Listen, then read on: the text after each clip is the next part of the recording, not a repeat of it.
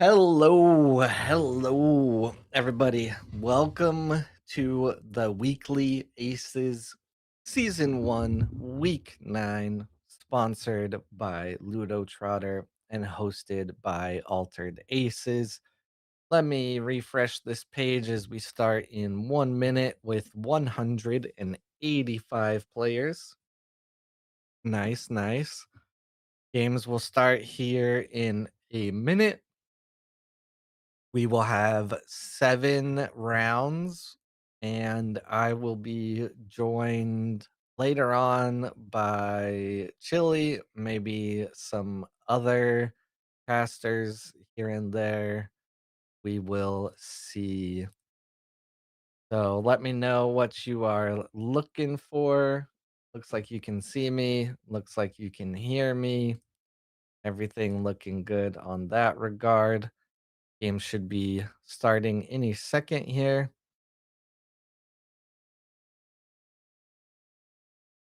Oop. Let's see.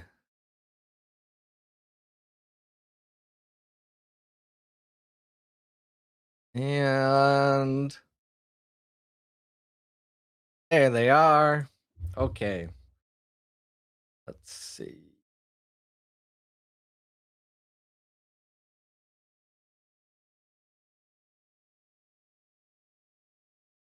We just have to wait for the tables to actually kick off. Let's see if we can find something interesting as we are here in the early rounds.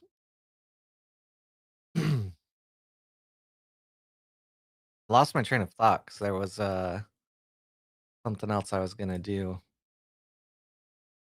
and I don't remember. Oh yeah, it was not. Okay, cool. The stream view was not working for a second on my end, but now we're there. See, what about you'll open the dang tables? What's up, Endorvian? Mm, we could do better than that, right? Okay, man, I'm just the best. This first game that I picked is an Arjun versus a Tasia. We have Glacios against Hemix 360. Let's, there you go. Now you can see it. Let's go. Let's go. I need to get some sound in my ear.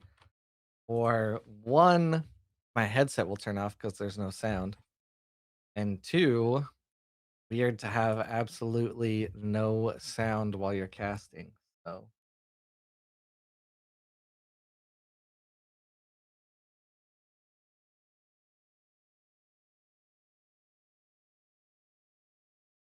all right, there we go. Inari first off from the Arjun here. Couple different ways that Tasia should be able to get over this here, possibly even a double move. Um, no idea what kind of Tasia list this is.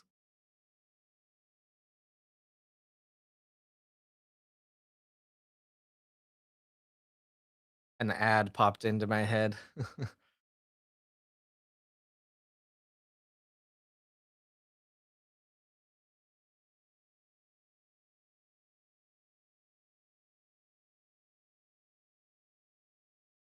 All right. Chooses to go the 1-for-1, which in a lot of regards makes sense. Gets the second boost on the spindle harvesters, allowing them to come online and resupply. So if we're looking at this deck as of now, I would consider this what I call like set one Tasia.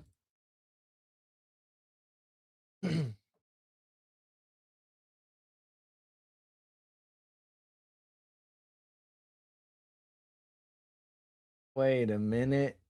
I can't even listen to. Oh boy. Well, that's annoying. But that's not anything Stream cares about. But yeah, so set one Tasia, you have your O gun, you have your spindle harvesters, and I mean there's a Dracana that just popped up. What is interesting about the plays on the first day is I would think that Arjun didn't really want to play out Inari this early. It did net a advancement though. Okay, now it's gonna pay off here. So going to get the Inari anchored, probably get rid of something like the Dodo. Let's see what they do.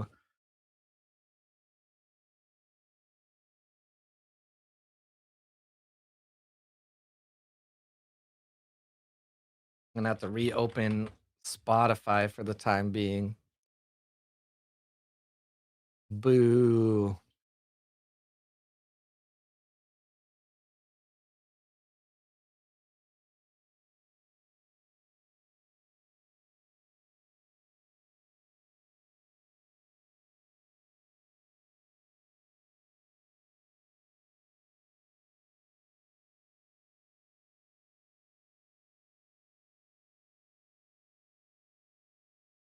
I had switched to Deezer, but my Deezer like trial ran out. And then when your trial runs out, you can only listen to 30 seconds of a song. Like what?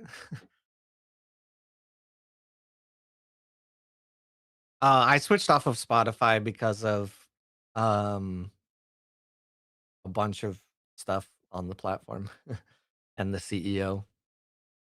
Moral reasons.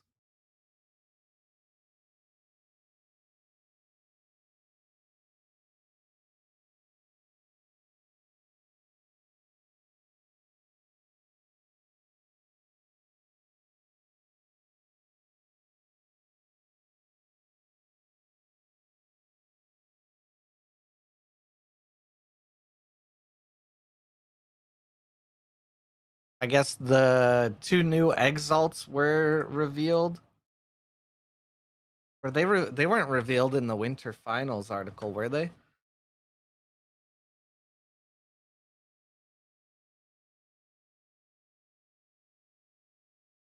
Oh yeah, I guess they were.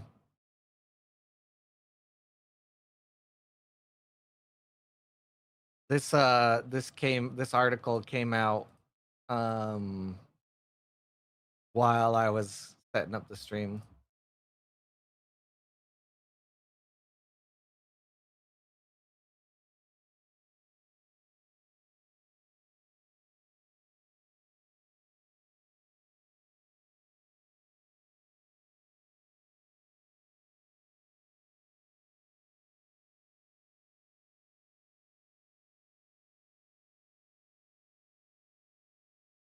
I think the Muna and the Ortis ones are definitely by far the best exalts.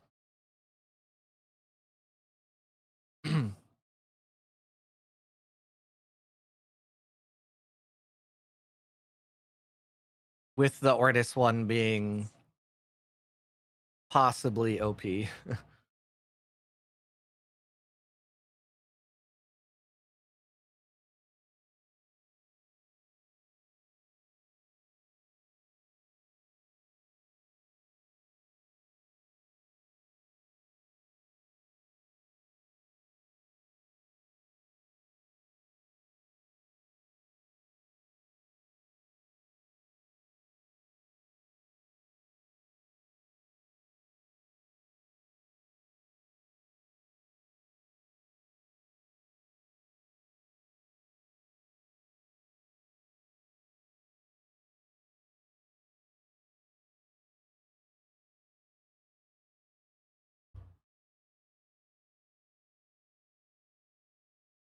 So far, we haven't seen any uniques or anything here. The recursion and sticking around on Tasia's side, though, is pretty awesome. No cards in discard until right now, where the O gun and the Dracana go.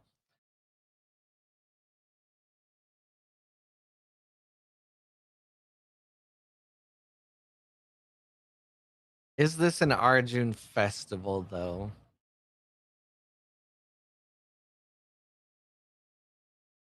If so, there's already a fleeting character. The drowsy dodo has the sleep.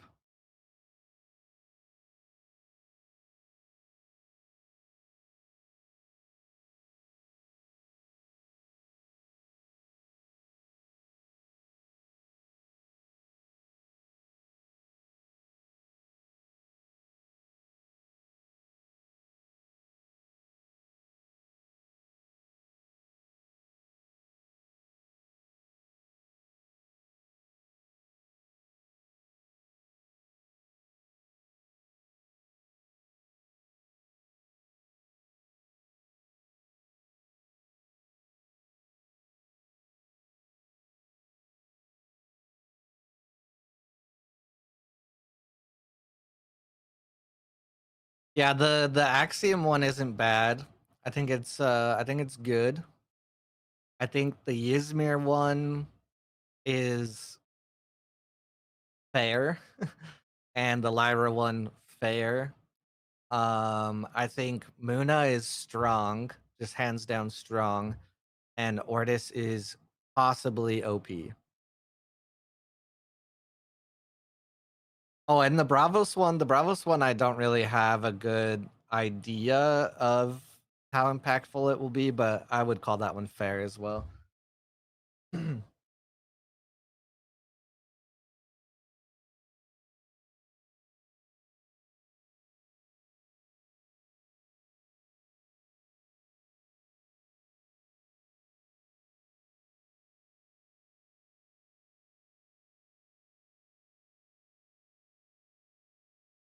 Can I show it?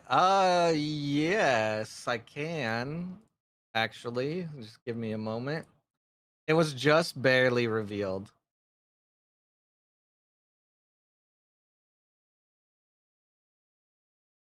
Yeah, we're talking the exalts. So it's just target opponent reveals a random card from their hand. If I'm in contact, you immediately play it for free and it gains fleeting. If you don't, discard it. It's only from hand though, and it's 7 mana. So I think it's fair. Maybe even slightly underpowered. Axiom. Yeah, Axiom was also just revealed. I think Axiom is fair. Play me for one less if you control an exhausted permanent. Play me for one less if there's an exhausted card in your reserve. And then from anywhere, if there are 4 or more exhausted cards among permanents you control and cards in your reserve, ready up to 2 of them. And it's 5 mana, 4/4/4. So these are also the special cards that will be given for like the finals and worlds and stuff. Uh, the article announcing what time and specifically the winter finals will be just dropped, and they're in there. So there will be casting on this channel for the winter finals in English, which is also on the article. Yeah, yeah. Well, we're here every week until we can't be. The very unfortunate thing is Blue has a job and can only host like every other week or so. And if I get a job, it'll be during these hours most likely. So when a character you control gains anchored, target character in player reserve gains 2 boosts. I have a Bumblebee exactly like this, but it only gives 1 boost. That's pretty cool.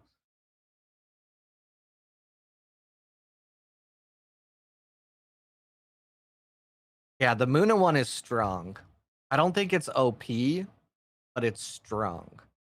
If I were to order them, it would be Ortis, Muna, and then Axiom might even be third, honestly. Um, but then from there, it's kind of whatever. Bravos just goes in every single Bravos deck. I don't have a good gauge of the Bravos one quite yet.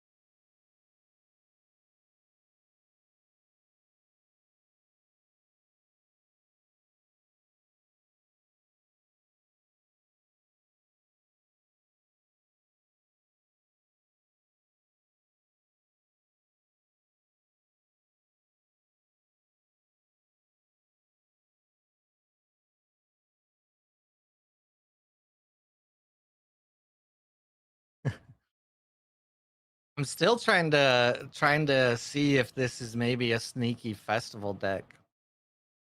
What's been interesting is I feel like I don't know if it's because there's just a wide pool of players in weekly aces, but I feel like I've seen like a lot more people playing Muna. But I also wonder if it's because Muna is looking very good in seeds. So I don't know. If you're a Muna player or you started playing Muna, what's the reason?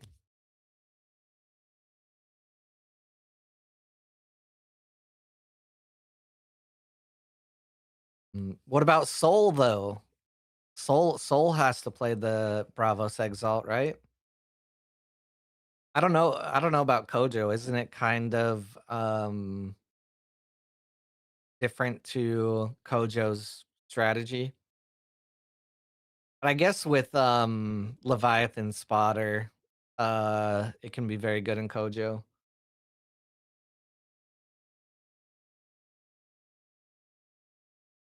Soul will not play it because he plays fast.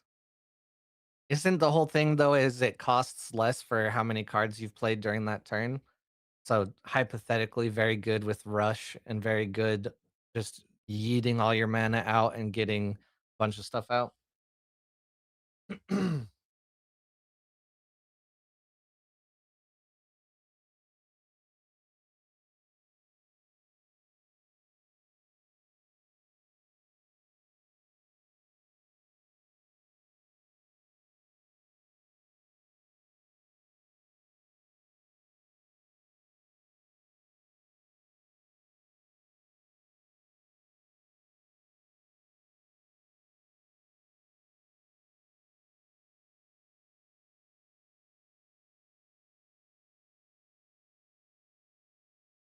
Best exalted is Lyra, Luna by far. It is very interesting. I'm also discussing in a group chat. I think Ortis is. Hey, there's the festival. I think Ortis is by far the best. I would put Muna second, and then I might honestly put Ysmir last, and then Lyra second to last, and then maybe Bravos and Axiom. Hard to tell currently.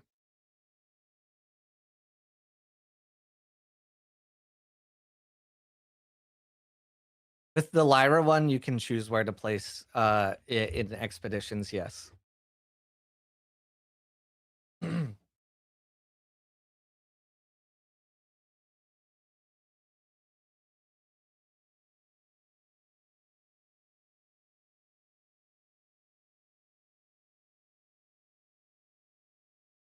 I think I think people that are possibly going to underestimate the Ortis one don't recognize how strong mana seeds are.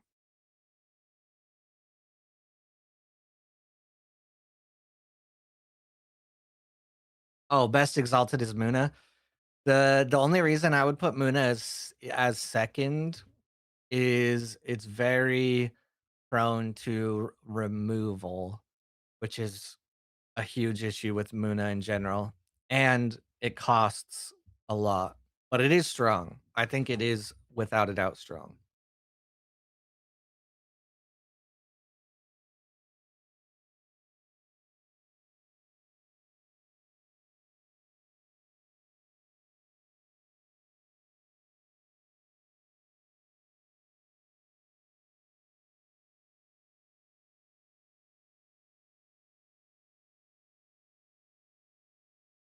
All right, so the festival is out. We don't see any sleep on the field, but that's honestly a very easy one to get.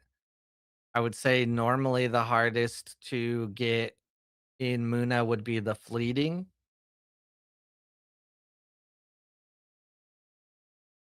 So really, this should be Arjun's win. Tasia has no answers on the board. This is a pretty classic set one Tasia with no uniques as far as we can tell. Oh, do they not have the sleep? Okay, so if they don't have the sleep, they still have it based on water here.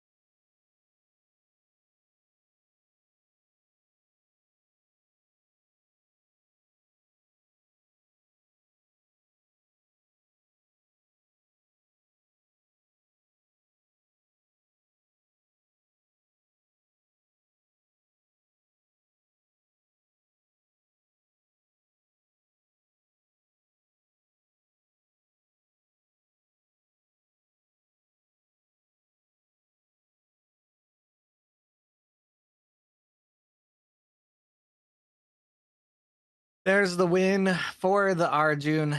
Beauty sleep, just too easy. All right. Let's see. It's perfect for building a wall. New Moon Hero will be so good with mana seeds. Yeah, I can tell you from experience the New Moon Hero is good. I have very little to go off of, but she is good. Kind of stoked to try Axiom Neelam. Yep, I know there's a lot of people excited for Flutter of Moths.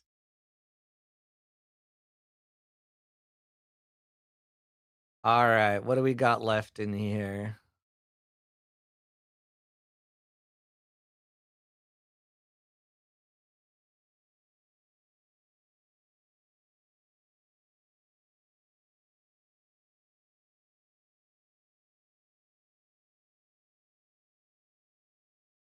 Yeah, so this is how I look at the Ortis one, right? Almost all the time when you play it, you're gonna have 2 landmarks out already, right? Maybe even 3, depending. I think the only exception to this is Siggy. I am not 100% sure that Siggy runs the Exalt. That's kind of the point of them, though, is they're supposed to be more centered towards a specific hero, not all heroes in general. So let's say you have 2 landmarks in play, like this Ghoul Ring right here, perfect example. This Ghoul Ring plays the Exalt, it creates 3 mana seeds, which then they have 5 landmarks, and the exalt is going to be 5, 5, 5 for hypothetically 6 mana. But those 3 mana seeds give you back 3 mana. So you just played a 5, 5, 5 for 3. It costs 6, so it's a little harder to remove than most things.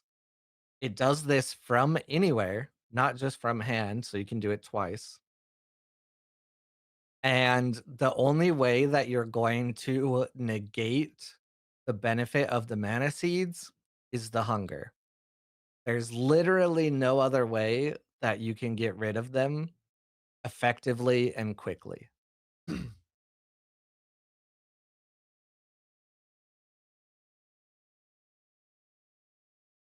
That's how I look at it.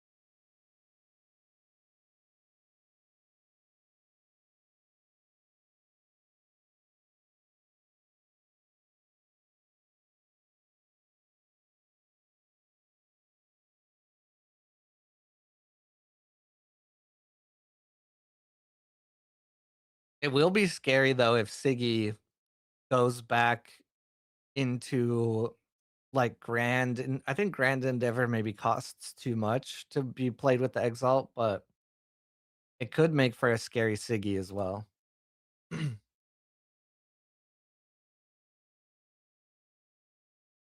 Monolith Bastion could come back around. I just think Siggy is just so good how it's played now that I'm not sure.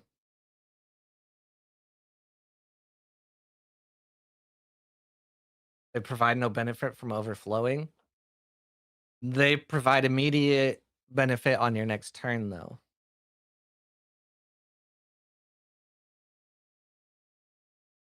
The only time that it would be a downside is if the Exalt was the only card you had in your reserve or hand.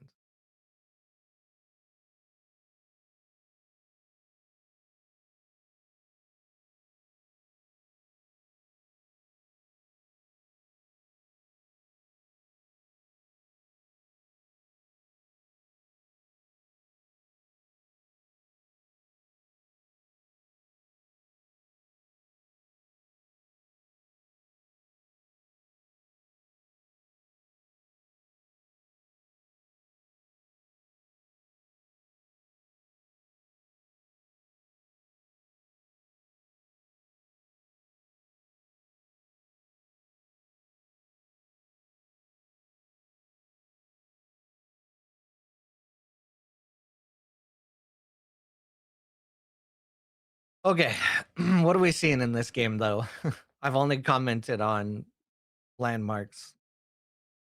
So Heretic does have the advantage of time. Hound, that's 1, 1, 1, 1, 1. And it creates tokens. Sheesh, that's a good hound. This is a good Capelia. I feel like this Capelia could be really good in Issery as well. When you play a permanent, you may sacrifice the permanent. If you do, I gain 2 boosts. And then it has the Capelia effect. Because does the Aerolith count as playing a permanent on Issery's ability?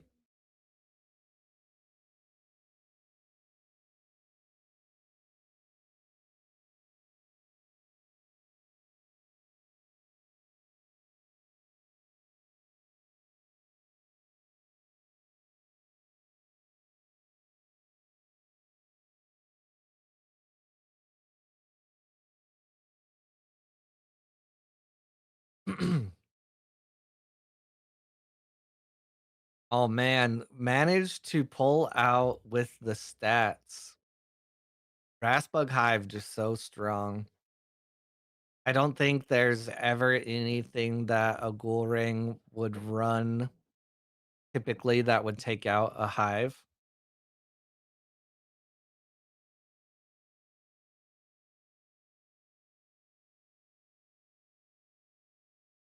All right.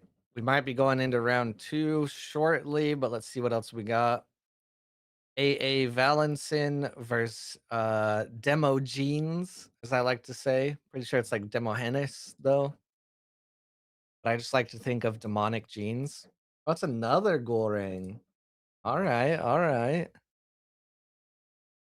Valenson playing ghoul ring against Traced.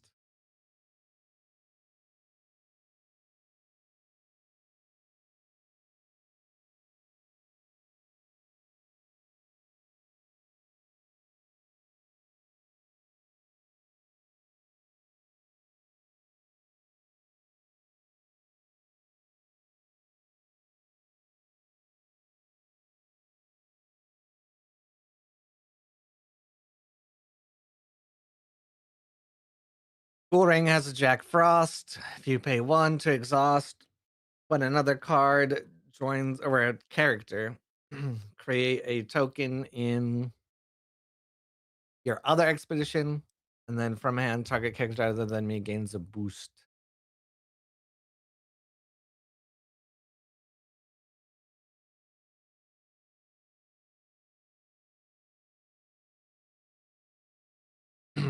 Once again, we have a time disparity. This one might be just enough to where it's going to be the nail in Traced's coffin here.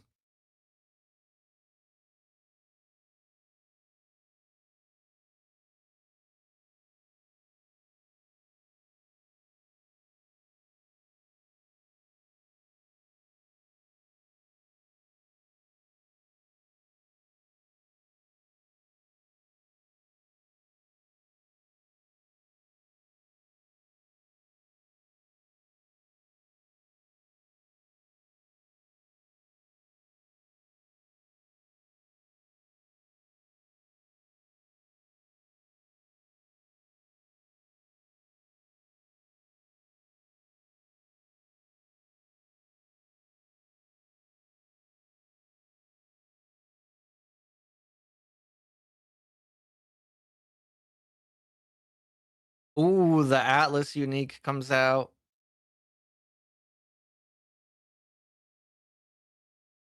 Oh gosh, it's gonna go infinite for a second.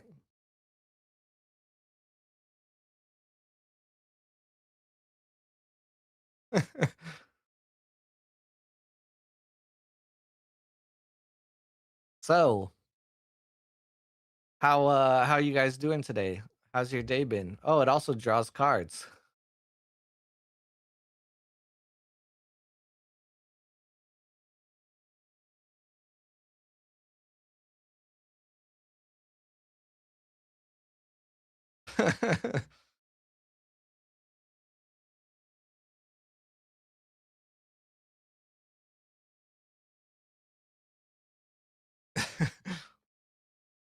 Traced calls GG as this just spins on.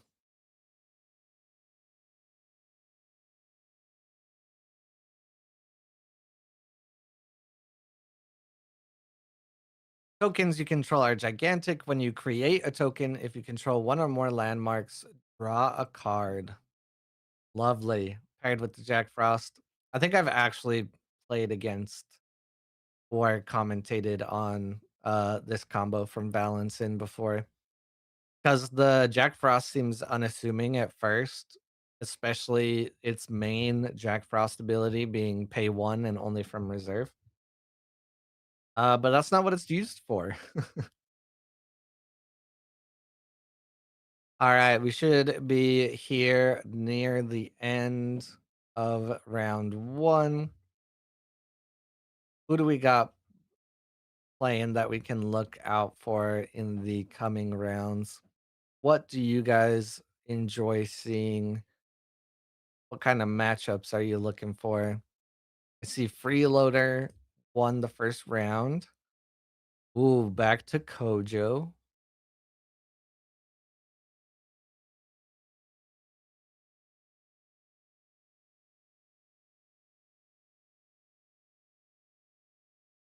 Where's Rinku at? Is Rinku playing? Rinku is. Won their first match. I'll have to keep an eye on them.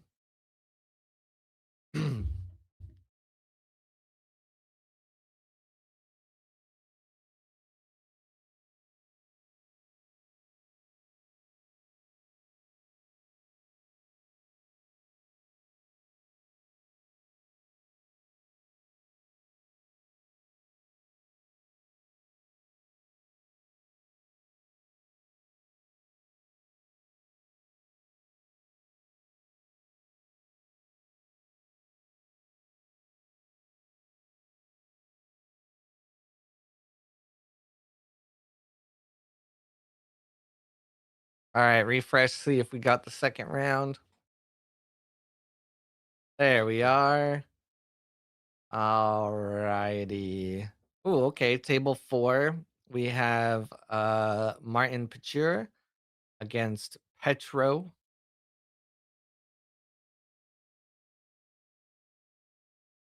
Ooh, dang, Petro getting up there, 528 elo. We've been watching a good amount of Petro games here and there the last month or so.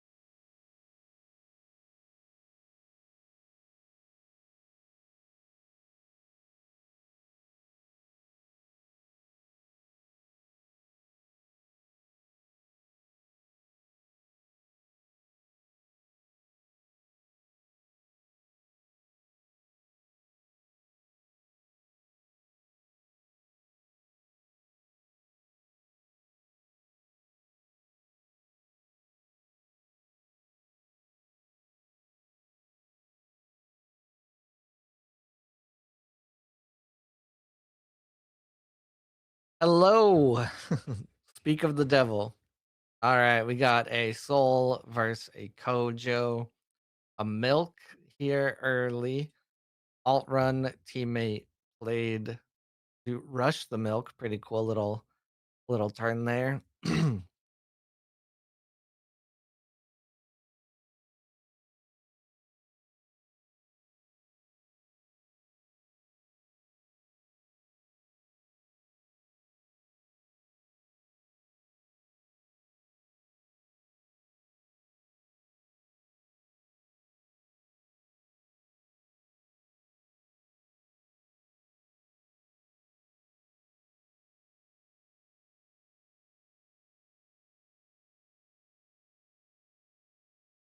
Interested to see when this Milk comes into play.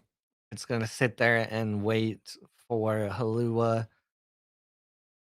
or be used for something else.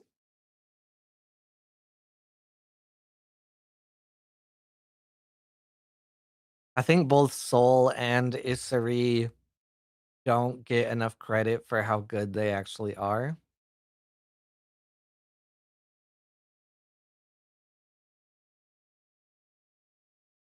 Maybe Martin agrees.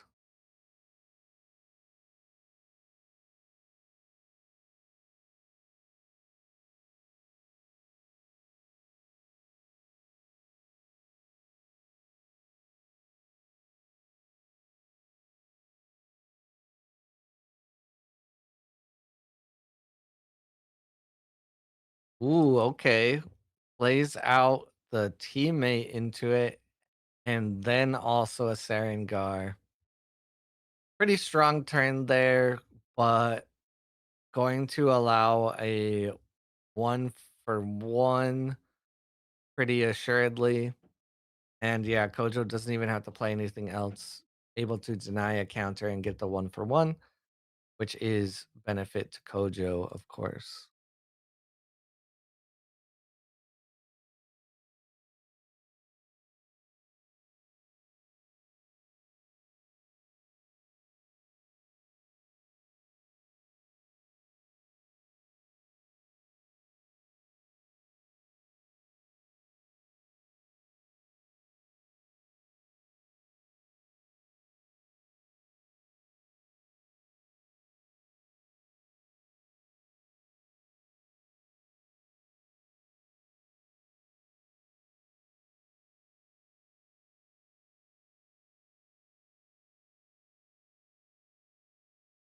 All right, what are we gonna reveal? Rhea.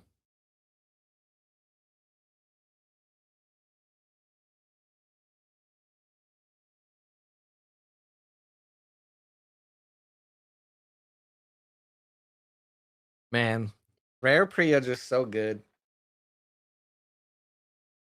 So many good things about that card.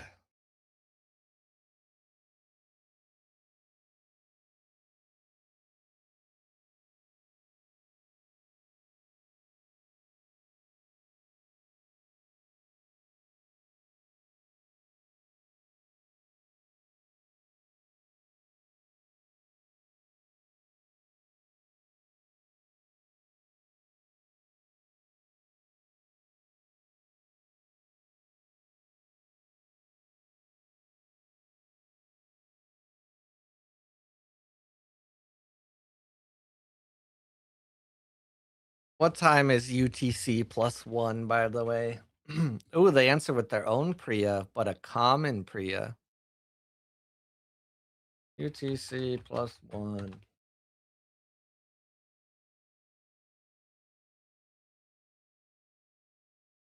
So 9 hours ahead. Oh, so that's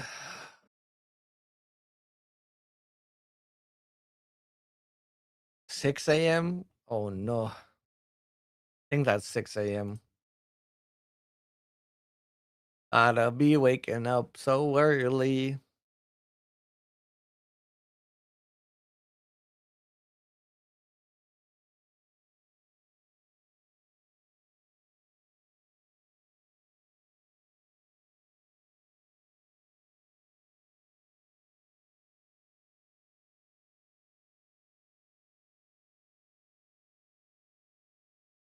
Oh, wait, what?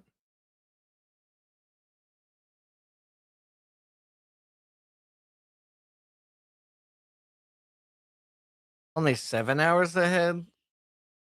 How does that make sense? I think I looked at something wrong. 7 hours ahead would mean 8 a.m. Much better.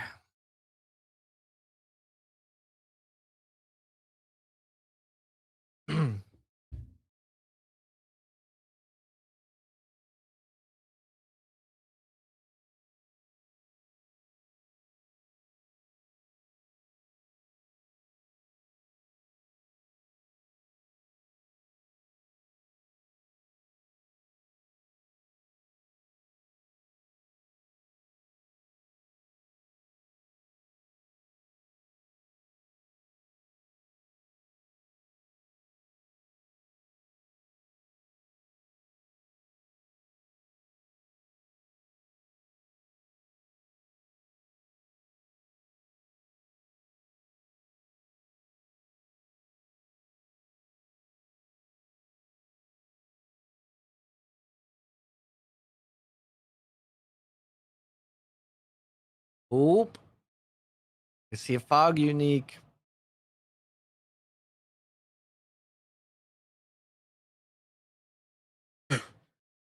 Returns the Buddha, even though it can't go back to hand. Is going to give a bunch of boosts over here to win that expedition. Unfortunately, it's still going to be another 1 for 1. think that's a slight miscalculation, maybe. Returning the Priya would have been better, right? Gotta make up for some of that tempo loss.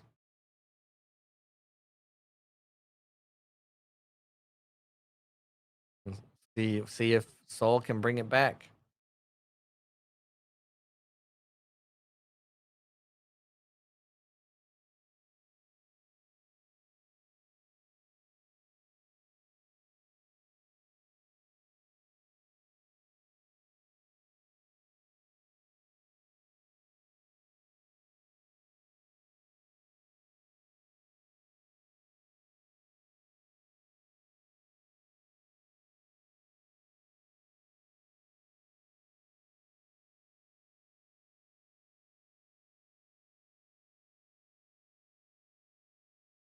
Another good old milk. Ooh, the resources are going dwindling. Ooh. Feel like this is another moment where Kojo can now double advance. We'll see if there's anything to go over on the hero side. And there's a Tengu. Dang.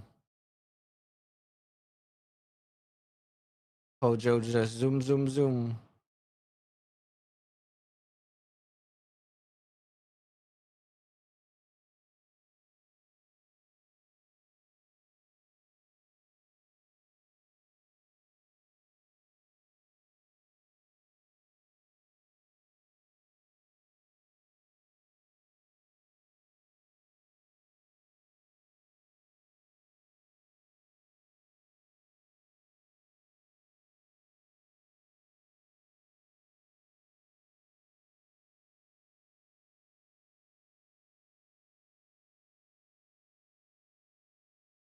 All right. What can Soul do here? One card in hand, one in reserve that does not allow you to rush from reserve.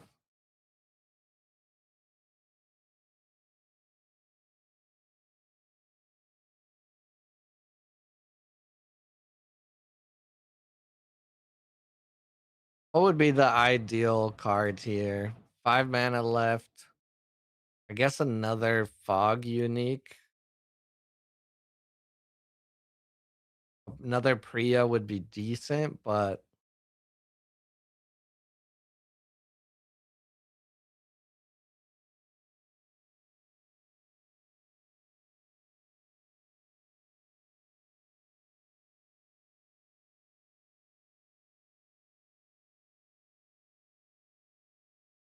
dang.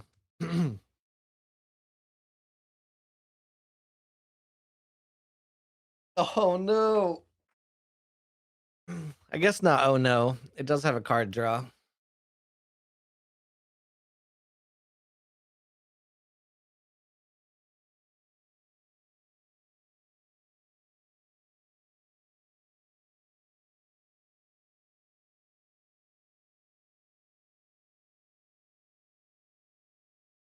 What card was drawn?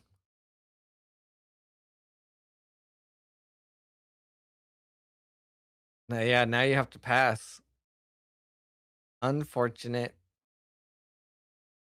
Was not in the cards for Soul this time around. Alrighty. Let's take it back to the board, see what we got going on. Eze Lopez against Perny. Boop, boop, boop, boop. Oh, here's a unique that I don't know if I've ever seen. A Mountain Nymph unique. We do see the GGs coming out, but this is at dusk. If I'm facing mountain, draw a card. If I'm in a single terrain region, draw a card. for 3 mana and a 2/3/1. Pretty good. Pretty good, pretty good. Looks like the anchor Tasia of Issa Lopez takes it here.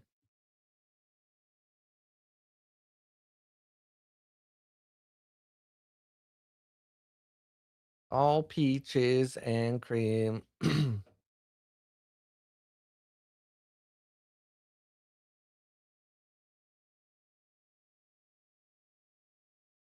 Spicy Mentos. What a name. What are you playing? Against Matata.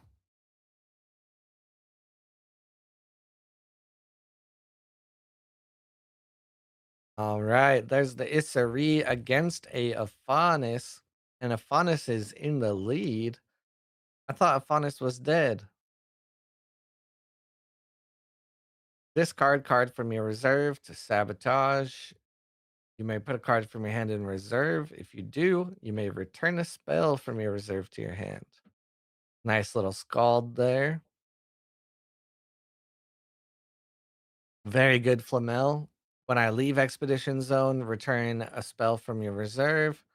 And from anywhere, return a spell from your reserve.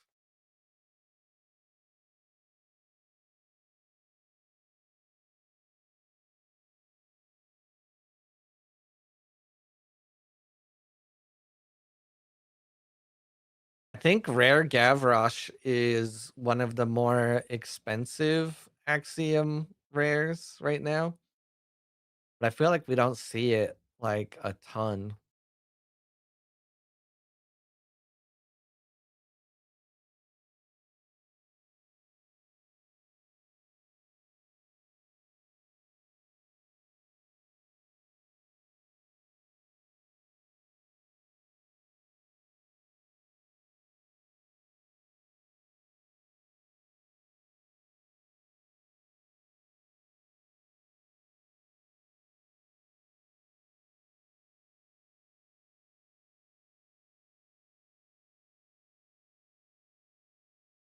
This like a refinery build Issery.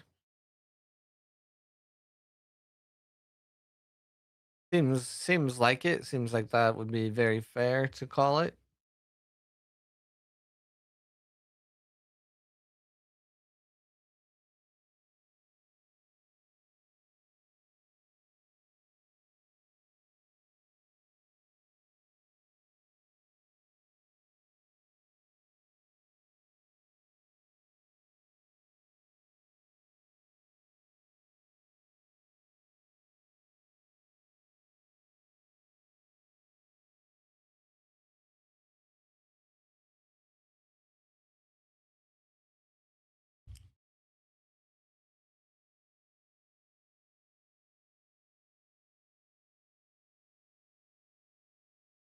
Hitting the Grems is pretty good resupply here. But do you want to get rid of the restocking station after only using it once? You might have to just to not get double moved on. Feel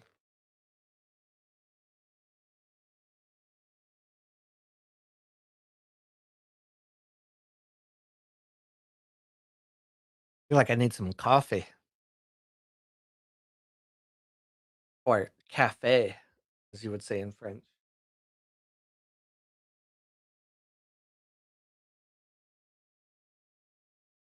Yeah, yeah, yeah. Parlez-vous français? Ouais.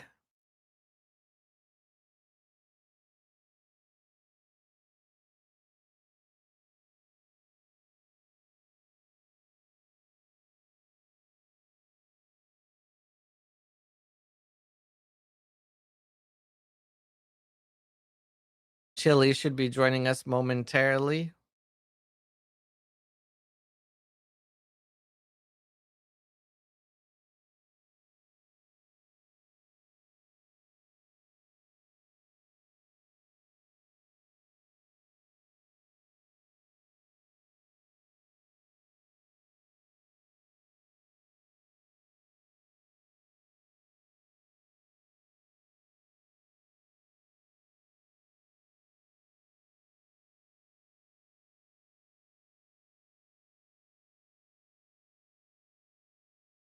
Oh boy. Yeah, that's a boosted up grams. Hello. Juliet. Finally finished.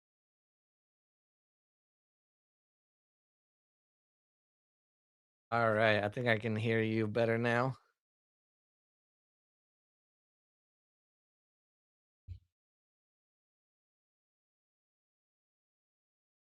Yeah, I got you.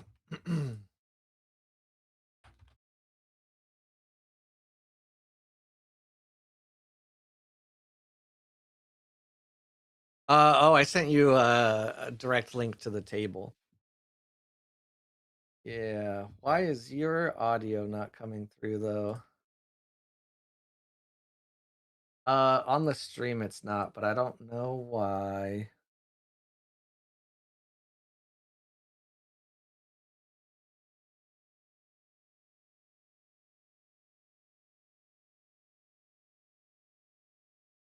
Yeah. What are you saying? Oh, just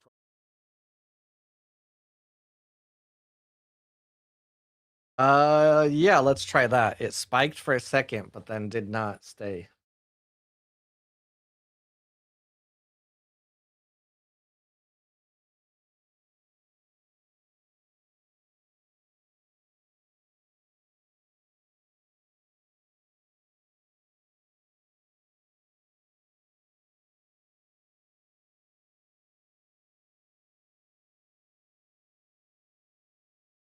Up, up, up, up.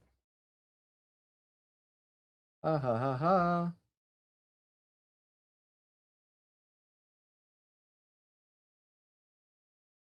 Okay. Looks like a fauna still took that last turn though. Double advance as well.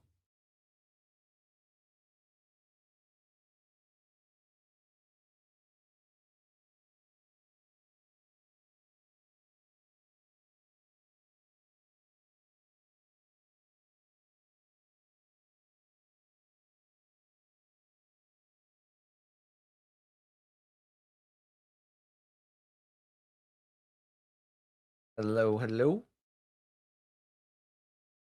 You are very quiet, I think might be the issue. pump up my microphone. I don't what how was your meeting? Good. We're getting what they call it.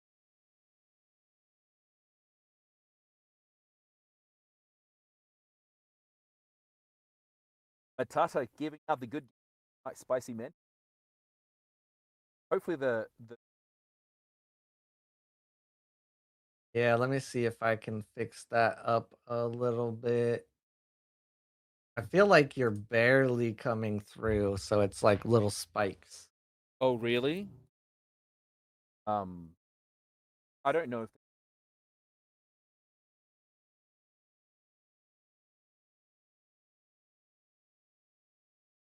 Yeah, let me switch to this so I can play around with it and they don't have to see me playing around with it. Let's see.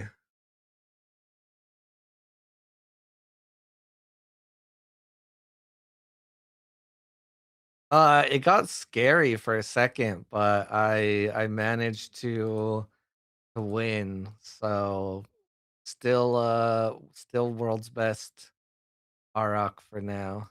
oh we'll see what happens at the manage to highest Borak build. Wow, 7 7.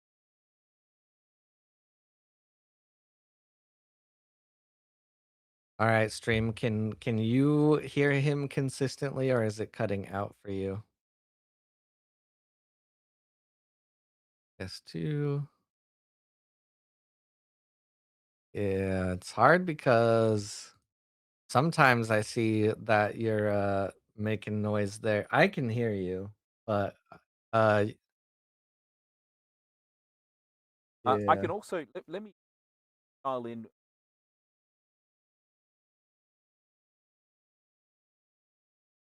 All right.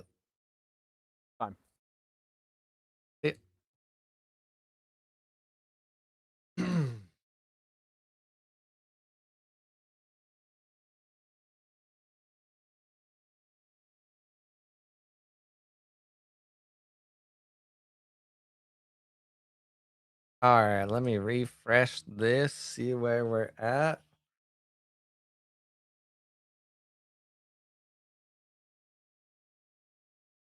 Freeloader. Ooh, is Freeloader gonna lose to a Finn? Say it ain't so.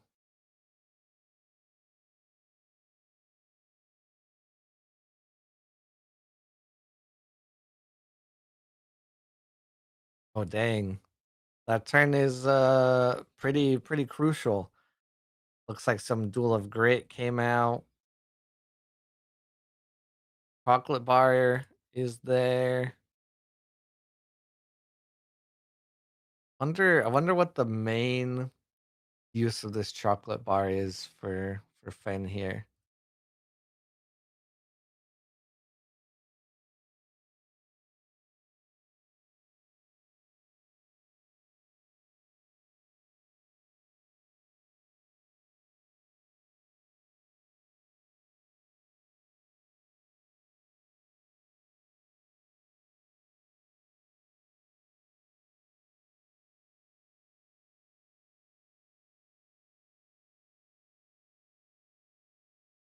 The amount of resources on the side of Fen though, where it gets scary, especially face to face here.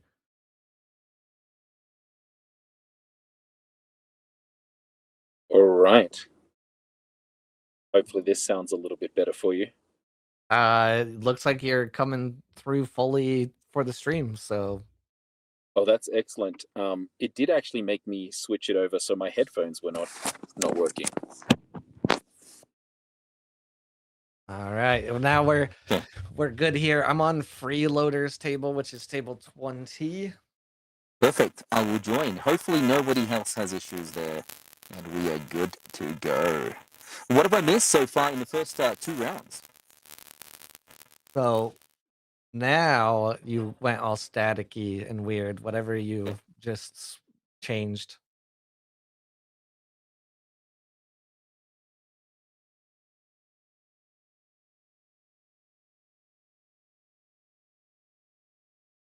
Now I can't hear you if you're talking. Hold on, let me go again.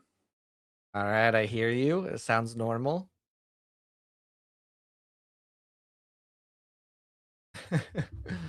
uh, fun. Yeah, hunger, decent play. Is there a rage though in hand? That's where this is gonna get real exciting.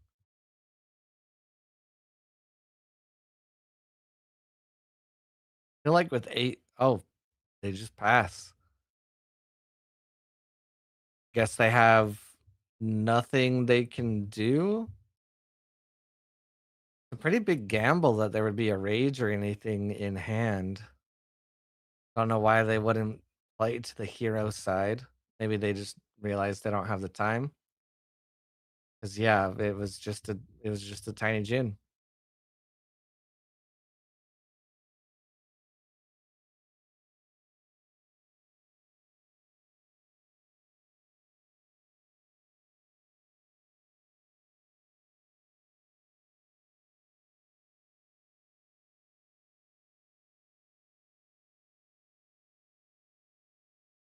All right, let's refresh. I think we're going soon into round 3. Oh, there's a table with Yakumo and Giacomo and Benhall. Let's see.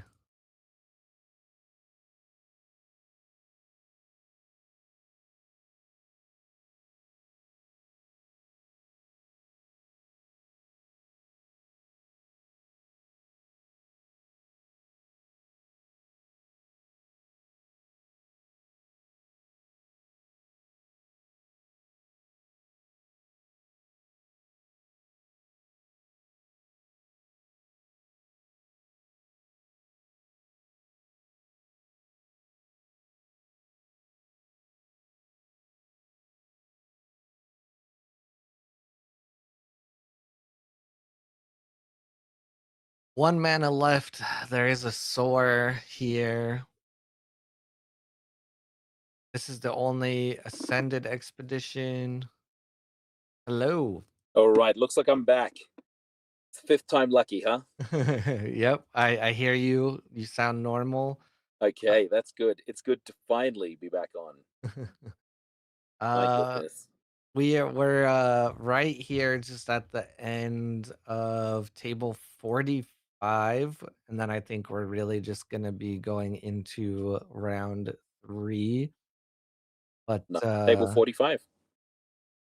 yes, Giacomo and Ben Hall. All right. Which were the games that you showed beforehand? So we watched an Arjun versus Tasia, and it was Arjun Festival, and so the festival won. And then we've seen some pretty crazy ghoul ring games with Atlas Uniques and a bunch of recruits spawning. Watched a Soul versus Kojo. Kojo just Nice. went a little too fast, and then a little bit of Issery, and now this one's Siggy versus Fen, and we Yeah, and we quite interesting here as we move forward to the next day. Um, Potentially the final day. Does will Fen have enough? I think Fen can have a lot more power, but it's a question of whether or not and Giacomo is able to just force it on one side. The fact that there is an Anansi can basically cover, but you don't want to play anything out if you're going to get removed, right? So how do you delay the inevitable as much as possible? Oh, nice. yeah, I actually think this might actually be uh, in uh, in favor of on Ben Hole. you think It, the Skybound Odyssey is just too much, too fast? it's playing it out early, and the fact that you're just going to load your Anansi to be higher into one section. It's interesting to see what's still to be played. Like, what do they have in hand? 7 resources is plenty. Uh, Making one of their places fall asleep, which is going to be great. This is a really good delay sword to get an additional boost. Yeah, the Twinkle Twinkle being out is pretty clutch because you can still play out the Anansi and then Correct. play out another Twinkle Twinkle. That Shenlong also has a draw a card, quick action. Hmm. Ooh, they used the discount for a doppelganger. Now, what does this doppelganger do? Target a character, I gain subtypes next boost, and I gain 1 boost for each card in each player's reserve. Look at that. Boom. That's a fantastic doppelganger. I actually really like doppelganger in Lyra purely because in many cases, when your stats don't match with your characters, then you can make it match at least equal to what your opponent gives you. And look at that. Ben Hulk does get the win. Fantastic. Wow. It's always sad for Siggy to lose, given he's my hero, but I know you're complete opposite to me in that you love Yeah, so sad that Siggy has to lose. it. So unfortunate. So, did you see the cryptic message from Equinox at the mid-season patch? They're like, we've tried to do a few things to Sigismund, nothing's working. Does that mean that they're going to come and also change him? Is he going to get eroded? I don't know. I don't know. I think so. I think it's finally time, but I'm not quite sure if it will actually happen. Um round He's just 3, round 3's already kicked off, and I fantastic. went to table 47. Starting low here, 47. We're going to see Rinku against Astral. Man, I'm surprised. Does Rinku not work, or is he to be able to play like a 4-hour tournament in the middle of the day for at least the Americas for us? This is hard. But let's see what he's got. Who's he got? Is he going to have his Kojo? He is. He's sticking true to his favorite character. Yep, gotta be, practicing for the winter finals and or Oh, securing qualification for the finals. yeah, I don't think he's told me he has not even received an invite yet, unless he's won a tournament in the last week. Yeah, I think they're trying to figure out if there's pass down or not because I think there's a player or two that has won 2 or 3 different tournaments, and Okay. then, yeah, I'll go from there. Yeah, an interesting thing for me, like the whole pass down, the question will always be, does the person in the first tournament or the person in the second tournament get it, right? Like who makes the decision? Ultimately, I like that being in the hands of Equinox themselves, not in the hands of the caster. Yeah. So that's where I don't know what is going to happen in the end, but that's where I hope that there's like it's fair and it's not someone that's casting that chooses their friend that might this tournament, next tournament, whatever it is. Yeah. But I also got to listen to your podcast over the weekend. Not too bad. The only interesting part for me was it seems to be a push with some of your colleagues of maybe this game is just going to be a digital only game, and I'm like, there is so much change that needs to happen if that's the case, and I hope it's not the case. Um, I love the digital component because we can play more often, right? But physical's where it's at. Yeah, I don't think it's going to, like, purposely go that route, but I do enjoy the new era having more support for the digital aspect, especially for a lot of us in the US where that's, like, our only option. Yeah, although I'll say I'm lucky that we have a tournament a week, Yeah. and it's a pretty good one. Like I think if we ever have less than 10, that's a low week. So we can't complain. Game Haven Sandy has been great to us uh, on that node. But hey, the we'll see what ends up happening. I'm interested. Like I saw your message earlier today, where you're like, why are so many people asking for a roadmap? And I'm like, well, if you talk to a lot of the, I'll say, tournament players, you have to book your vacation and your time off as early as possible. And for me, it's more about there's a couple of things. One, replicate every season as it comes along. You're still, uh, uh, and then the other part is, tell us when all the tournaments that people have to go to, not necessarily the online ones, but the ones for is it? I'm assuming Dallas isn't going to be one this time for the US. Maybe it will, but I just don't know of a store that's playing there. Like even if it's Salt Lake City, hey, let us know and we'll start organizing. Yeah, I think that is entirely fair, but it's usually not competitive people that I see asking about Yeah, like a specific roadmap. And it's funny because I laid out technically what roadmap they've shared. And the competitive season, we at least know tentative uh realms of time for winter, spring, worlds, all of that, and the path. Um, but they were like, "Oh, so nothing beyond seeds launch." And I'm just like, "Well, yes, because I also mentioned that they're going to have a preview of set 6 coming within the next month, and then all of the competitive stuff leads all the way to the end of the year." yeah. But Like I think one thing we can take from it though is if they use it as a template, is basically 2 weeks before this launch of the new season, you will have your end of season winter or season invitational, right? Uh, so if you can assume things are replicated, that's it. But of course, people want to know as much early. But for digital ones, you don't need it as early as you do physical. Um, but yeah, we'll see. I'm hoping that I can qualify for the Winter Invitational on Saturday. So we're having our local tournament. We're trying to get that up. I we're calling our tournament the Tumult because the tumult that wasn't. Um, but we'll see. Interesting play here by Astriel ramping by getting rid of one of their own cards.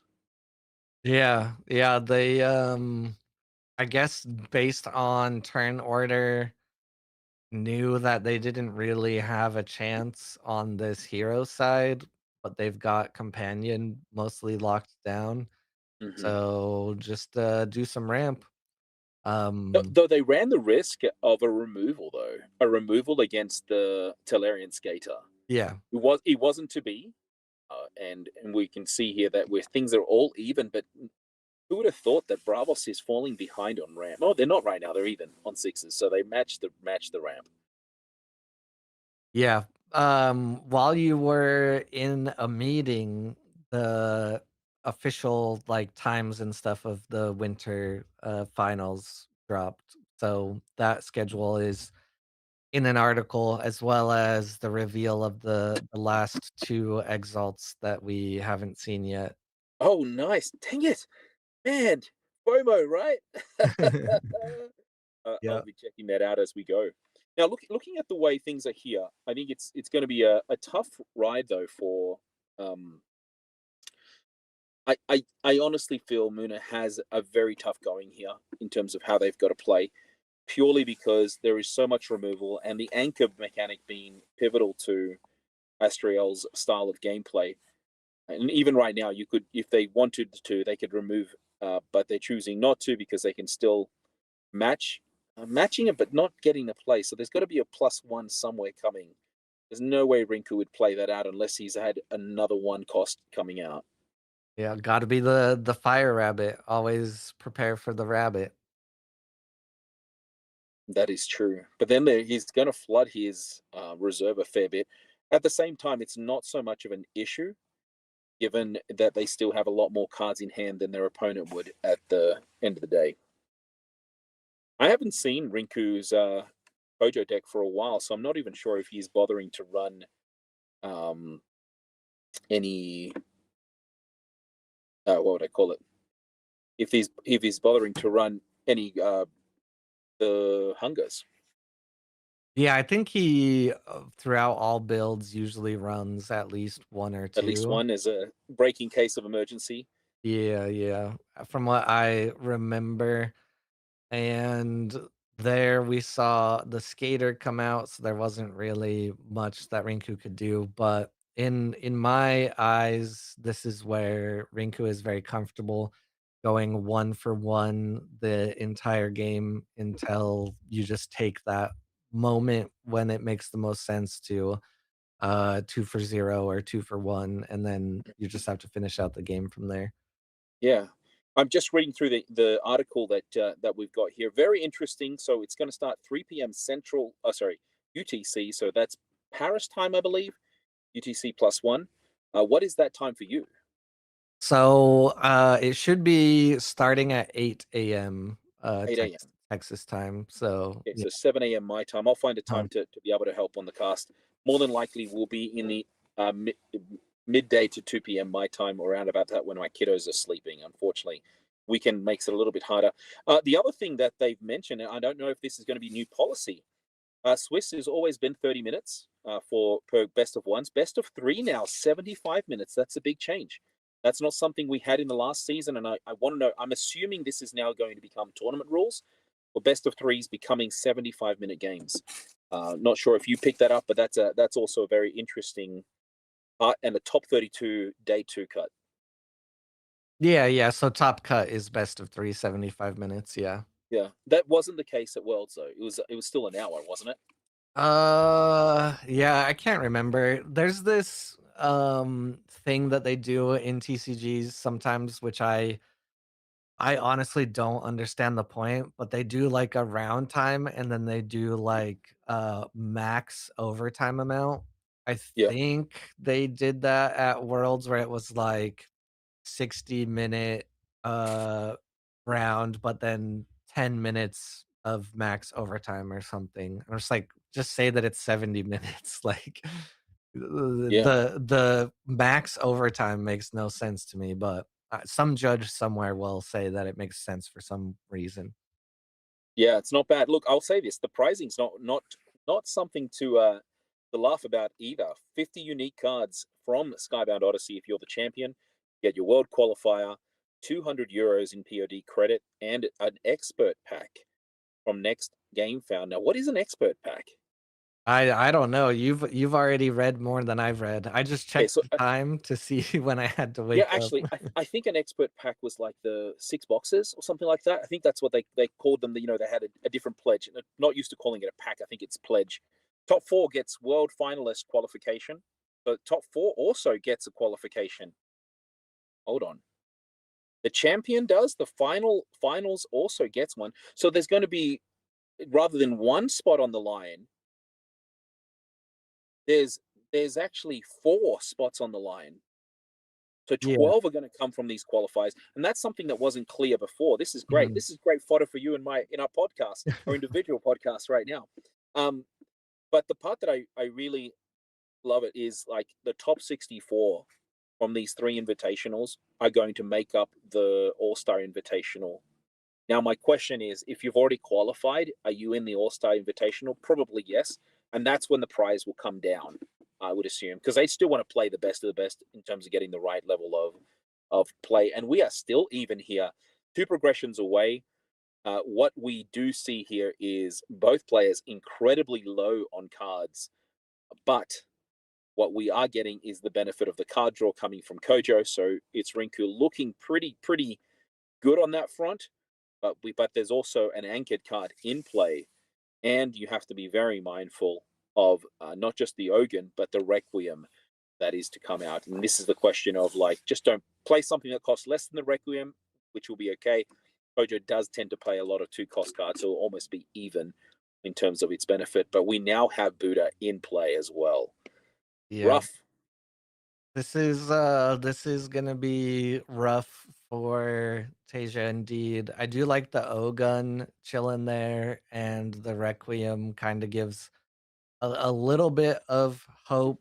But we have not seen what removal that Rinku is using yet. I would Mm-hmm. assume it exists, and this might be where we see it come out, whether it's a Duel of Grit, some kind of mana eruption, or whatever it's called, which one is which.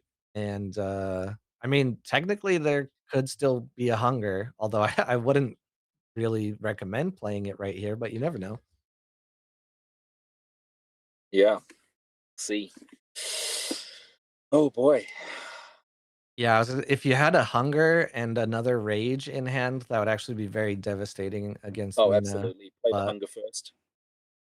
we see the snowman come out, this little snowman.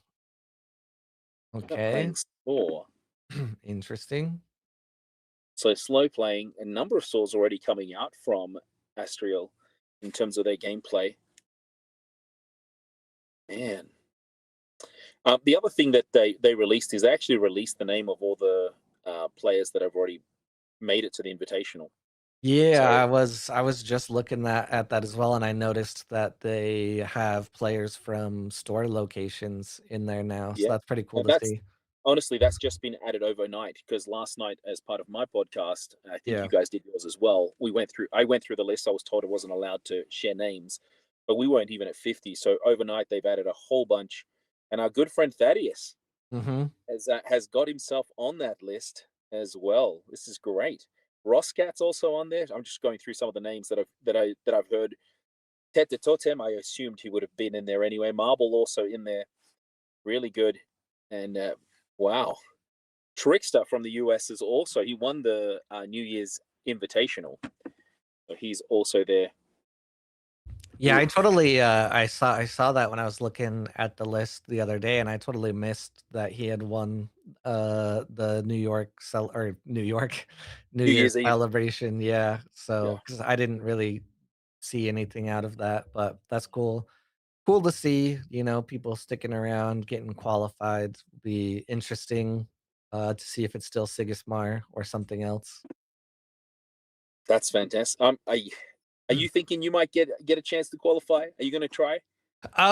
So in my head right now, since I'm kind of in a transitionary period, I guess, the bad news is I may end up working, a traditional Monday through Friday, No, no. 9 to 5 again, which would mean most likely 90% of the time I would not be able to cast on Mondays. Okay, So, if that ends up the reality, I'm thinking maybe I will try something for spring, but winter, I'm pretty locked into being one of the main, casters and organizers and stuff, so that's right. Really nice kappa to be able to play it out by Rinku. 4/4 for 3/2/2. You may discard target yeah. character with hand cost 3 as an arrow effect. Really, really good. This is the hard part. Is like, does Rinku have another removal? Because his hope is that he can remove anything that will gain anchor. Looking at it here, this looks like an Amarok unique. If I'm the only character in my Oof. expedition, you may discard target character with hand cost 3 or less. Fantastic. And that's basically what I was saying, is he has to find a way of making sure that there's no anchored characters on the board for the next day, so that they can basically be even. And to be honest here, it will look very, very difficult for Astriel to win this, even if it does go into tomorrow.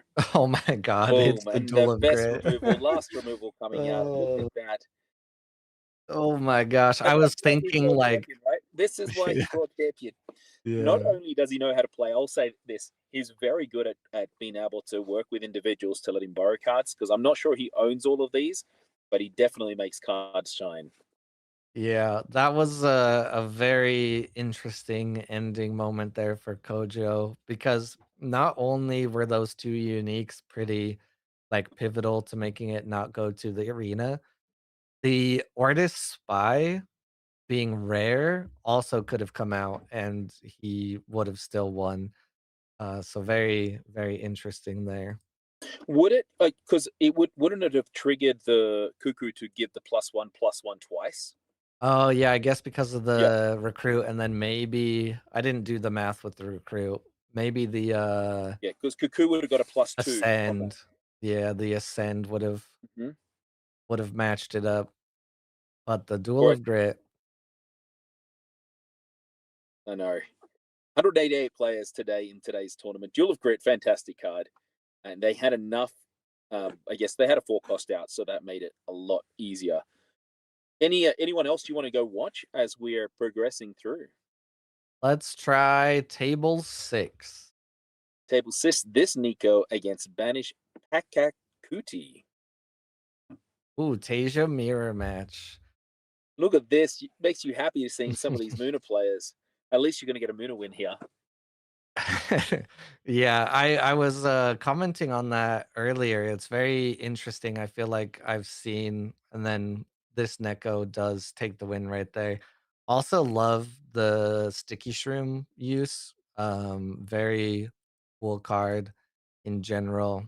But, I feel like we've seen an increase in Muna across the board, and I'm not sure if it's because people have just figured out, newer strategies around what we have in the meta, or everyone's preparing for seeds because Muna is going to be very, very strong in seeds, as far as I can tell. Yeah, I guess I guess for me is, while you have to be wary of the hunger, because most, like, 1/3 of the decks, basically 1/3 of the decks are being played that are in Bravos, or between quarter and a third. Now, but you can play around the hunger. You can do a whole bunch of stuff. You can create a deck that has a whole bunch of tokens. Like, I'll use that from other heroes. The tokens do not give the hunger any additional boosts. So you can remove it. You can hold enough removal. People have added extra removal. Um, it's for me, it's the question for ramp, because you can't do a single thing against ramp. Yeah, it is hard in a lot of ways in the current meta, but there are some different tools and things that have been coming out pretty good. I mean, Festival it has always kind of been around with Muna, but I feel like the use of Ascend has kind of opened up a couple more options in Muna, whether it's Rain Ascend or just as we saw, Tasia using Soar or other things. Yeah.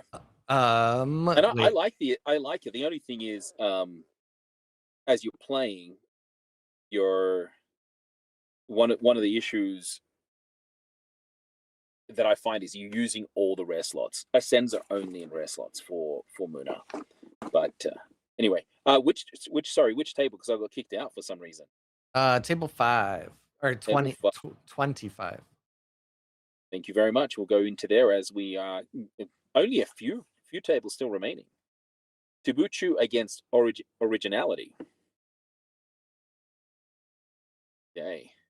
Okay. Well, good luck. How I'm hoping the job interview over the weekend went well. And yeah, it's always good to have a little bit of extra money in the pocket, right? Yeah. We'll see how it goes. But if someone wants to hire me to do stuff like this, or someone wants to hire me on the behalf of Equinox and pay me to do stuff with Altered, I'm more than happy to have a conversation. Is there anyone? Is there any of these golden boys that can help out? Right. Let's help Kohlrabi get himself some employment.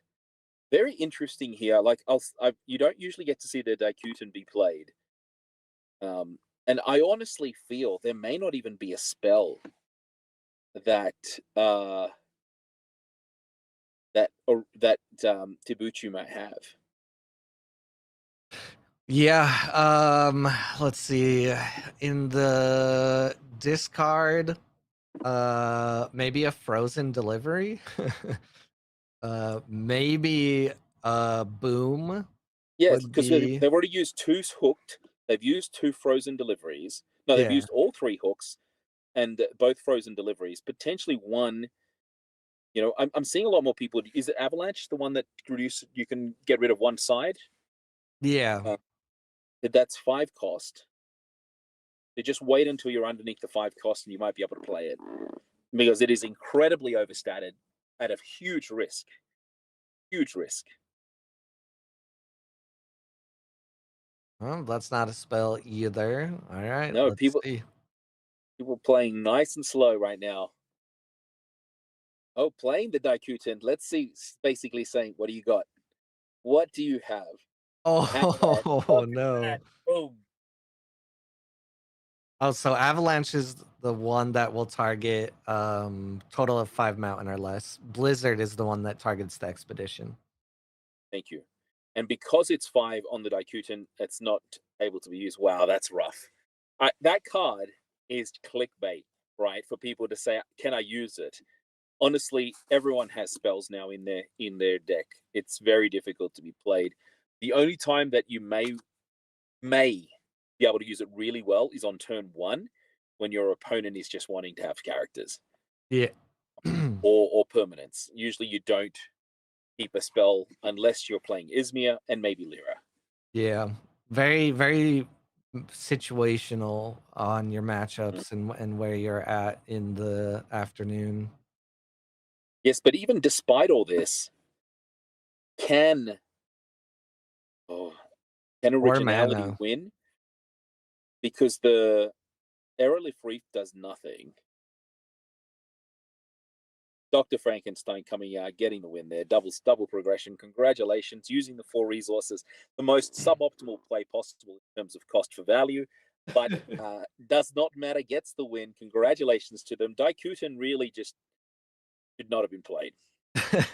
Yep. That risk was way too high.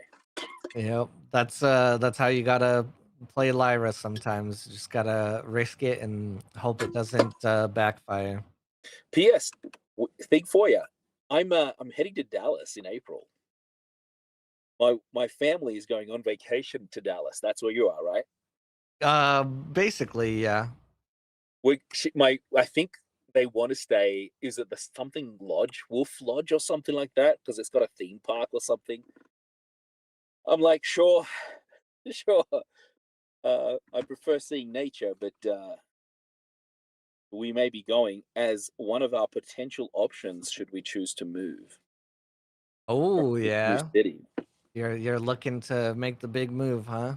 Well, not me personally, but the wife is thinking she's heard a lot of good things about Dallas, and so we're going to go check it out. As we would have moved in the next year or two. Like it won't be Yeah. 2 years till we move, because she's CEO of a company. It's once she finishes up. But you know what? I may have to trade Nick for you, and we can. Oh, all right. No, So we'll see. we're like right here at the end of round 3.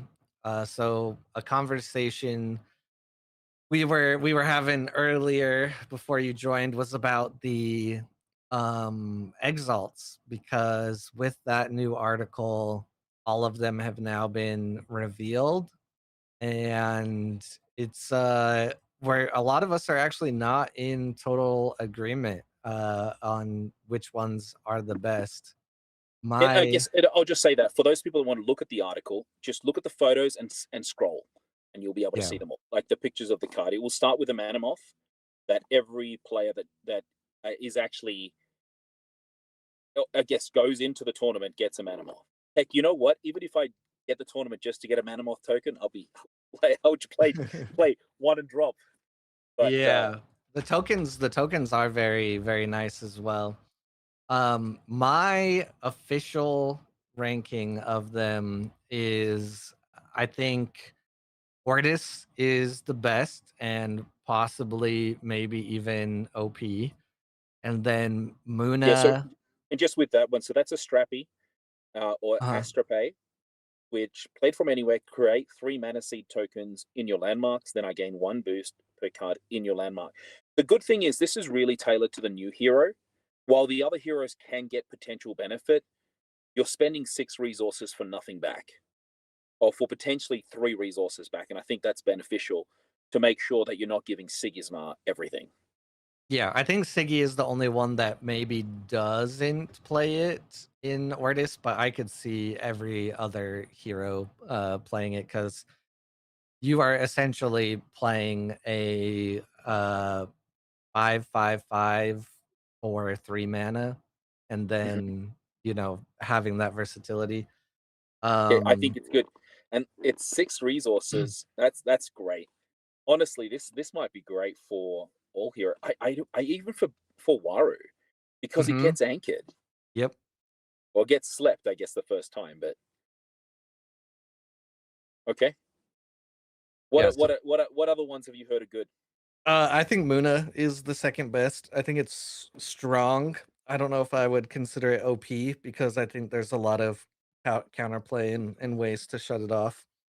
And that's right. So Um, Plutos is 7/7 for 5/5/5. When played from anywhere, target player exhausted resupplies, and when you make a gift, target character gains anchored. So this allows you to play this. It's expensive, but it yeah, allows you to basically gift more than once in a day, and then you can multi-anchor stuff. So it's multi-anchored without the unique, but it's very expensive. yep, and very prone to all sorts of removal. Yeah, but the way you play this is you have Floral Tent, then you play this out onto it, you anchor yourself, and Yeah, then you continuously anchor itself, because it doesn't say any other character. So there are opportunities. yeah, Um, Not bad, yep. really. That's good. This is good.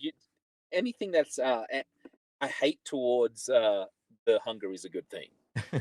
Yeah, I Oh think no, we're it's still. definitely strong. It is strong for sure, and I think every other one is under those two basically.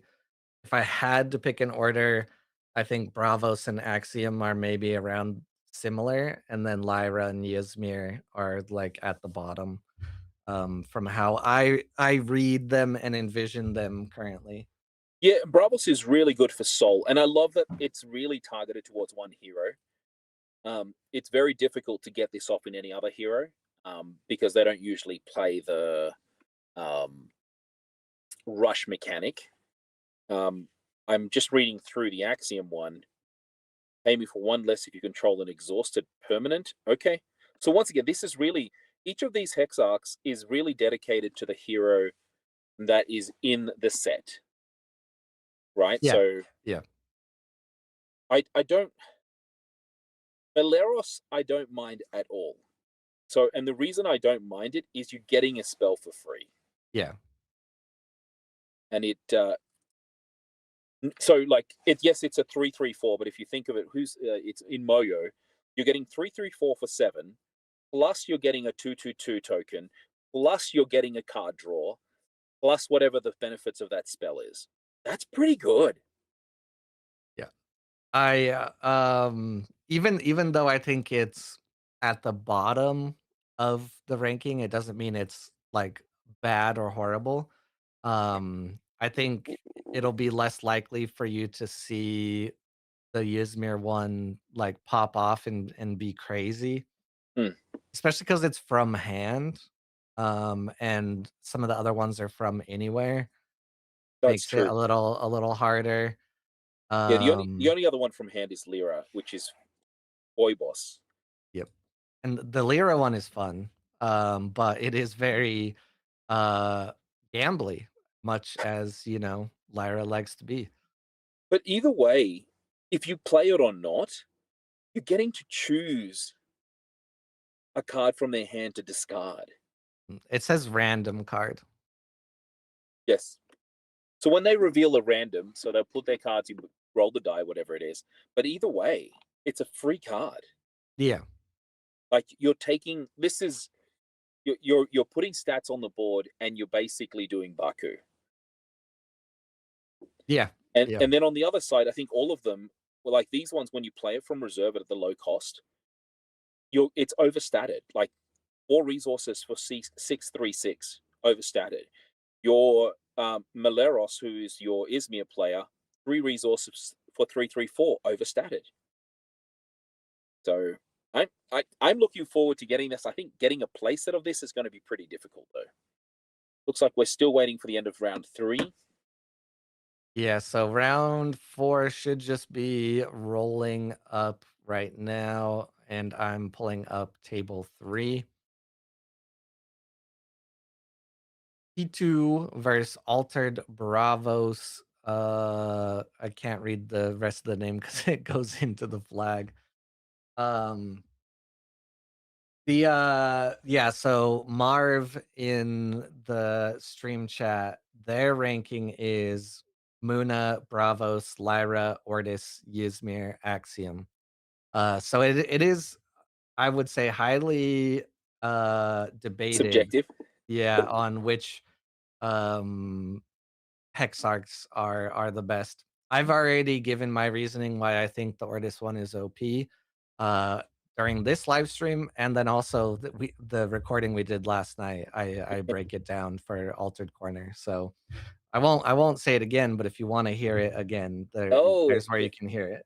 hey, subscribe. Hashtag subscribe. Right. I actually think it is pretty strong. I honestly feel Maleros is going to be slept on.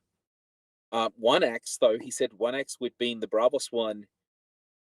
If it's only if you're playing Soul. I don't know if it's beneficial anywhere else. Although 5/5, actually, let me just say this again: 5/5 for 6/6/6 is already good.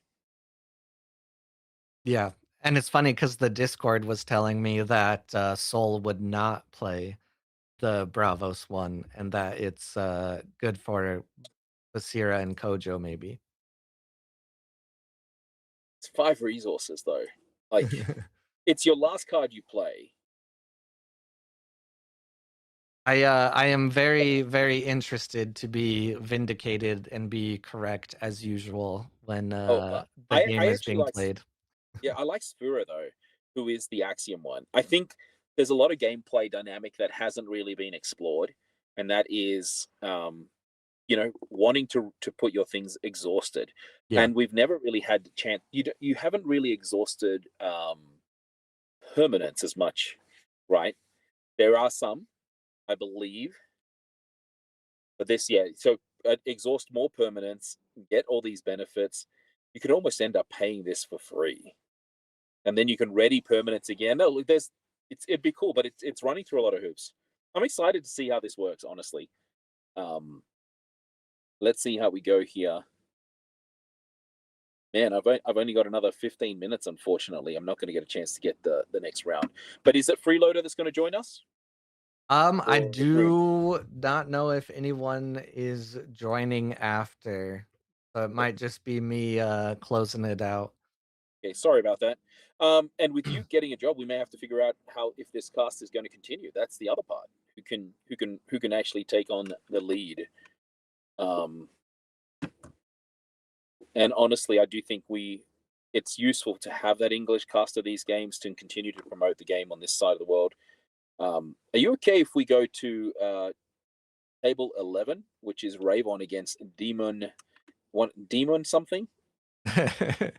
Yeah, let's see. Demon something. Uh Demon, I'd have to go all the way to the profile. Demon Demon Munagu. Munego, and we are seeing a Kojo mirror match, but playing Eris in the Kojo on the top player here as well. So a unique 5/5 for 6/5/6. If my expedition would move forward during dusk, roll a die. On a 4+, it moves forward one more region, and then when played from reserve, target character in reserve gains one boost. Interesting play here. It's basically forcing um, a 1-for-1 from our lower Kojo player Ravon to not stop the potential for double progression. Yeah, Because there's no downside to that unique. You don't have the chance of rolling a 1 and losing it. yep. A lot of people are looking for those roll a oh wow. Okay, they just let it happen. Maybe they didn't have anything from Sheesh, hand and to there you go. stop You get it. the double progression. Then Ouch. now you're behind. And they chose that. They said, you know what? I'd rather have some Aerolith tokens than not.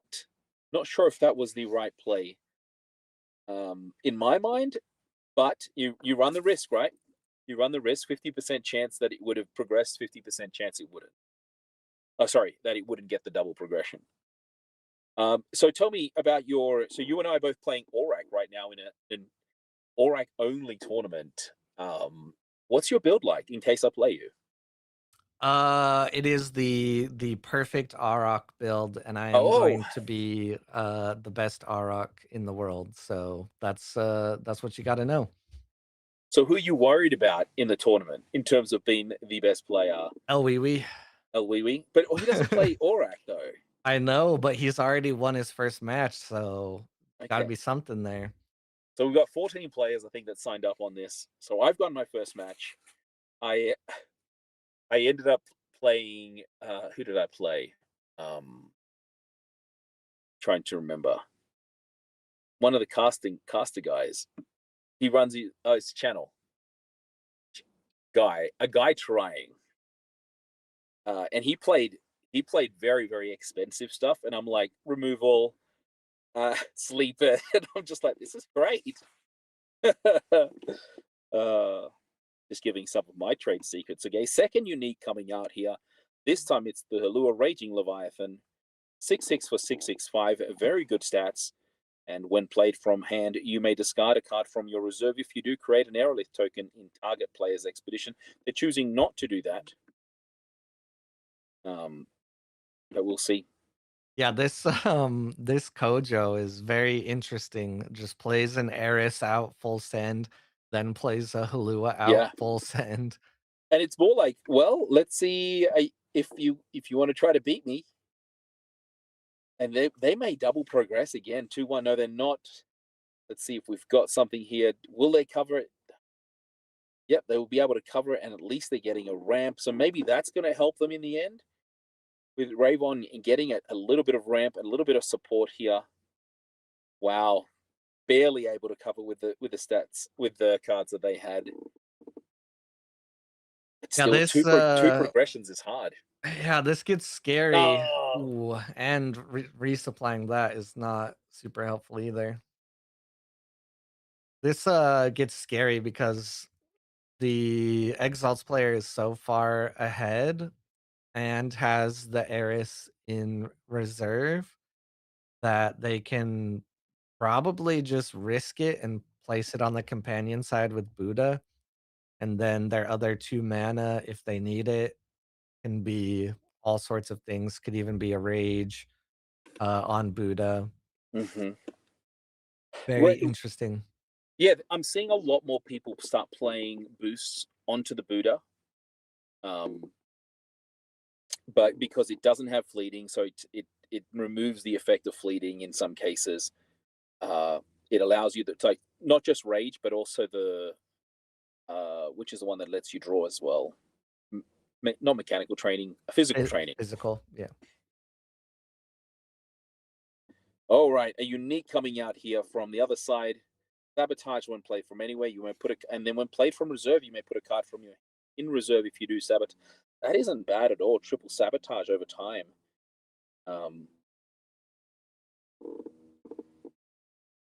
Okay, playing a single.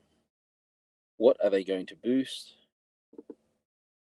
Yeah, they're in that solo forest, so boosting up the Serengar there, and then having the choice to play it out again fully and give another boost. Getting rid of that Eris is probably pretty good, especially because there's a Parliament of Ashes out for Top Kojo here. Yeah, very interesting here. It's a question of what do you want to do. I think like the card in reserve isn't really going to help them too much to be able to cover you to be able to stop the double progression. Tough. It really is tough. So basically, trying to shoot, getting one progression, one for one. Where is the Talarian Skater going to go? More than likely on the companion side. Force a way of trying to stop. They do anything with it. Yeah, the only thing I can think, and if they've got one more resource and they've got the rabbit, it is game over. Where are they going to put the boost? Put the boost on the Buddha. Yeah, they're playing very greedy, and so far it has worked out. It's worked out very well, but if there's a one cost in hand, then it is all game over. We'll see if the rabbit does come out from Demon Munegu. Does not. No, ends up passing 1-for-1. Wow. And what is going to happen now is the two cards that are going to go in reserve are going to go. And I actually think that makes it very difficult for a top Buddha player, top Kojo player to play very well, because we're going to have a 2/2/2 resource already out with the Buddha token. They're going to be able to play with the 3 cards left in hand. I'm assuming they're going to have 3. They're going to mana 1. I could be wrong on that. Normally, Kojo does have 2s and 3s in play, choosing to keep them all. Oh, no, they're not. There we go. 3 cards in hand. You've got to play out the bouncer first, right? You Yep. absolutely have to do it. Yep. You gotta get rid of that Halua because it'll be tough to with the Parliament being out there and gigantic. And you can put a card in reserve and you can get rid of the other card too. So you can really make it useful. That's nice. Putting the rabbit into reserve is really good in the sense that you're going to get another boost coming from Haven at a very cheap cost. I don't know if I may have put the bouncer on the hero side to try to balance my stats, knowing that I'm going to be playing against an opponent. Oh, yeah. Jeez. All right, Hunger gets rid of everything. Question of, is the last card removal? They're typing in chat, so it is not. They drew up 2 rabbits. Jeez. Unfortunate. 1-for-1. Congratulations to Demon Munegu who gets that win. On that one, I'm going to have to bid you adieu. Hopefully, I'll get a chance to catch up with you soon again, even if it's next week on this. But hey, I'm still waiting for my invite to your podcast. Just saying, when are you going to have me on to say hello?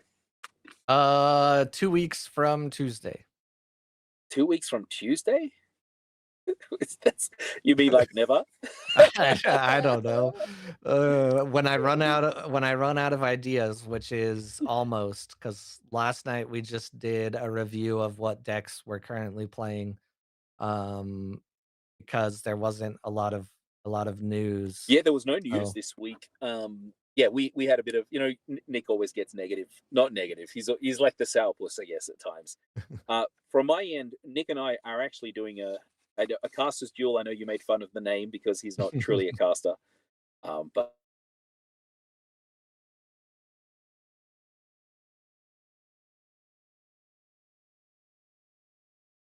You cut out or did I cut out? I can no longer hear you.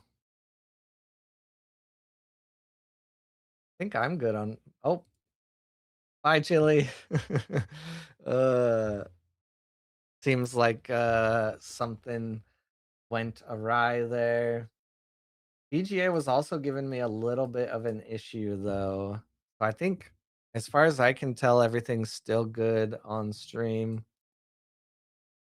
Think you guys can still hear me, see me.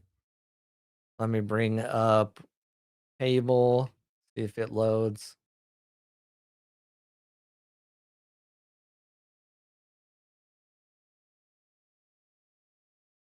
I think we're still in here. I think we just lost Chili. Up, up, up.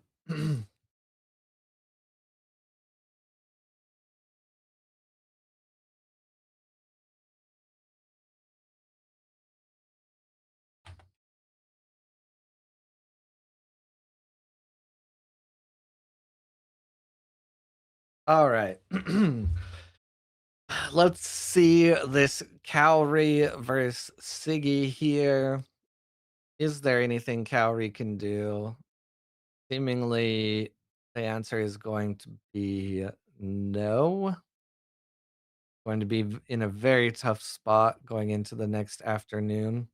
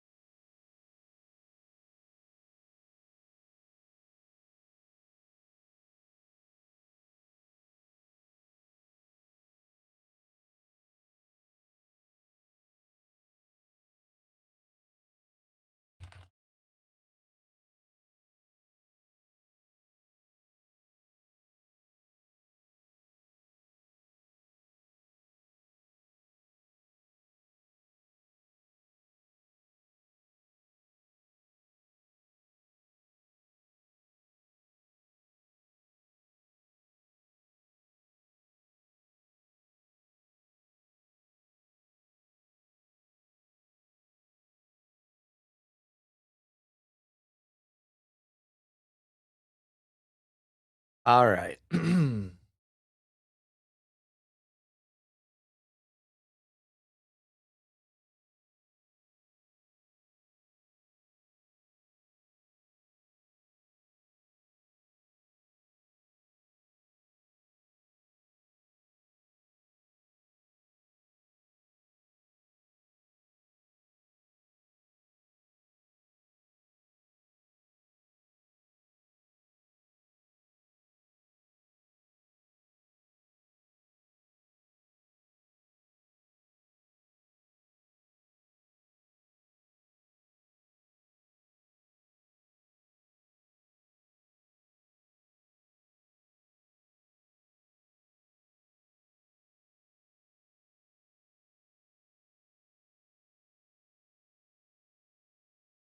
Man, it's also a turn where Cowrie is first, so Sigismar now has 2 characters on the board. Already satisfies this cadets.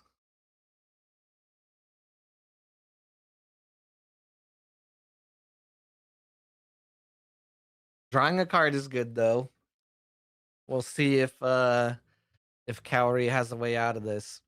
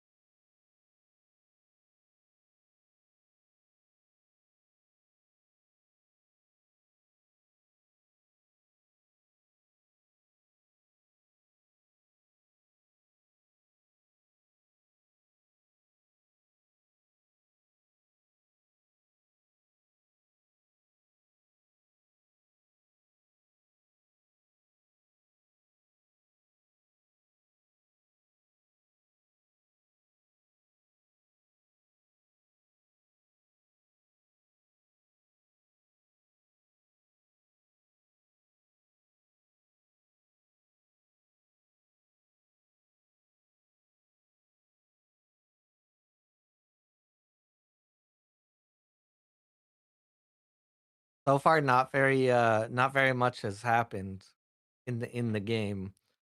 A little bit of slower play. Looks like both players are on mobile. Mobile.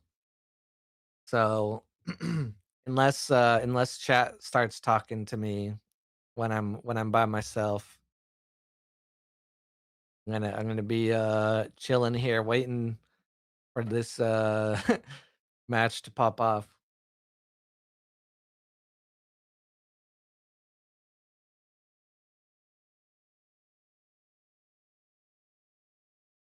Okay. All right. This is a pretty good card to have. It gains characters gain 2 boosts. Still though, it's not that many stats that we see here. The Ortis Crier alone, as it is, can almost block fully. Well, actually it can. Oh, it goes in the hero. It gets close. And then there's 3 more cards in hand, 7 mana.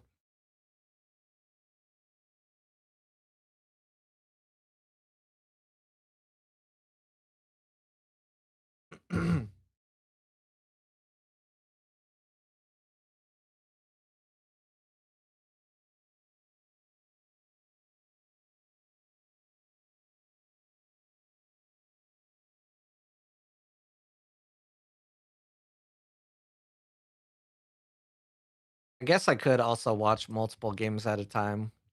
I have that power.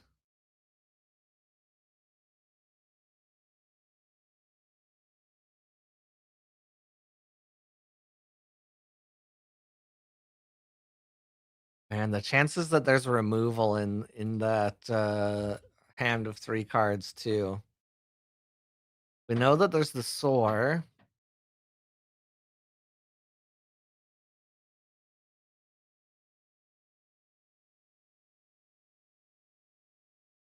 Ooh, Pasiphae is nice.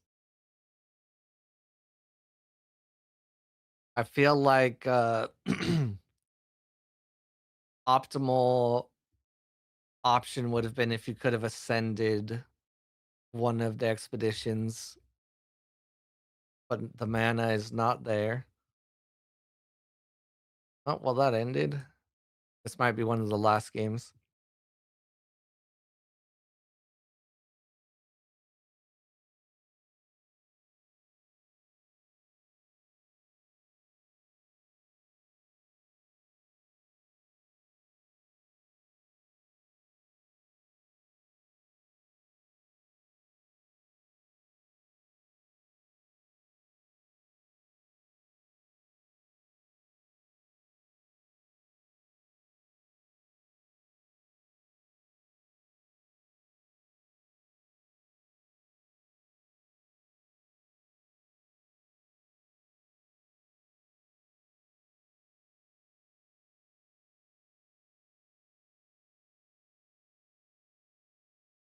License withdrawal hurts so bad.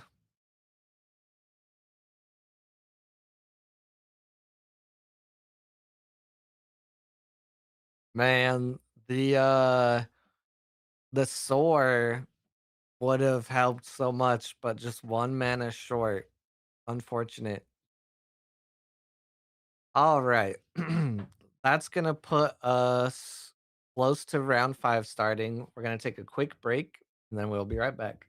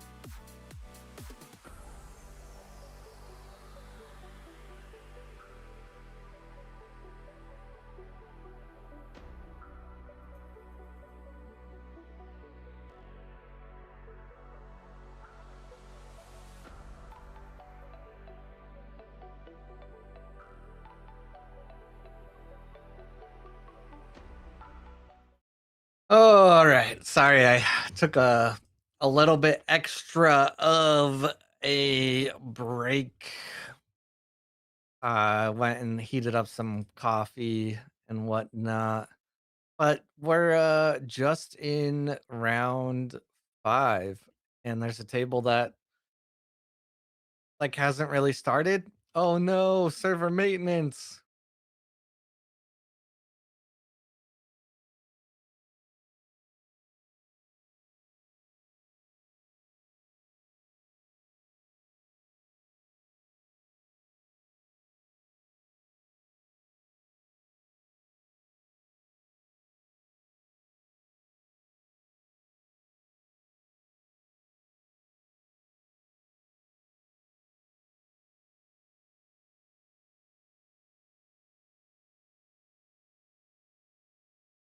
Looks like there's some BGA issues, but this round seemingly is going okay.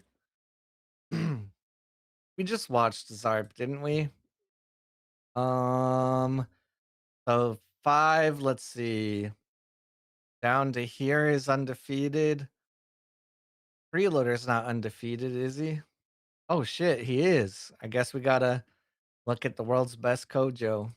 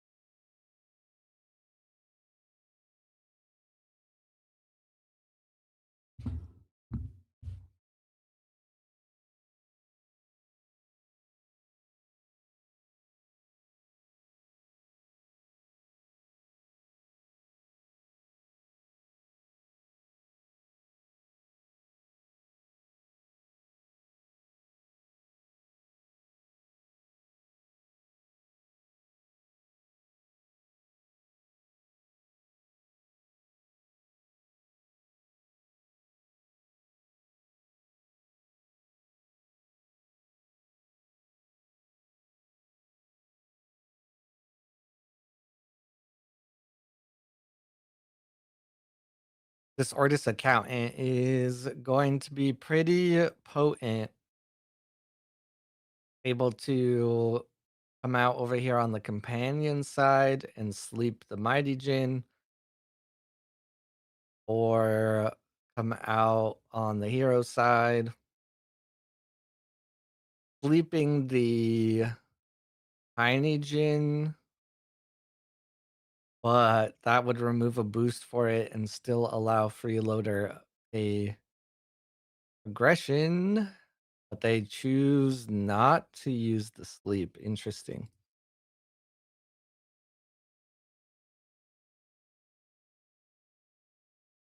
Oh boy. Looks like either way, still feel like putting one of them to sleep would have been good. Hello? Can you hear me now? Hello, I can hear you. What's up? Hello. Yeah, getting to watch some games now. I'm a bit late, but I think you had Chili on at least. So yeah. Yeah, I am on Freeloader's game as well, so Yeah. that's what we're watching right now. I'm there as well. So and it's looking great. 2 expeditions up, getting card draws with Mighty Jin. That's what you love on Kojo. And currently playing Auto just feels like the Bravos train. Everyone is playing Bravos at the moment. Except for me and you.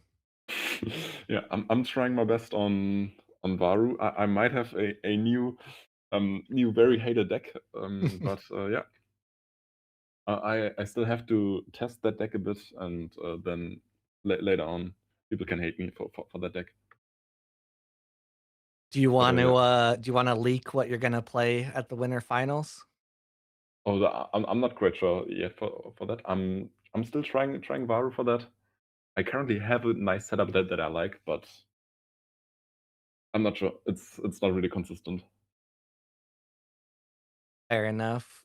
Yeah, the last turn here, it was very interesting to see the Ortis accountant come out and not use the sleep, because not only did Freeloader get a double move, but also got the benefit of a Mighty Djinn and a Tiny Djinn.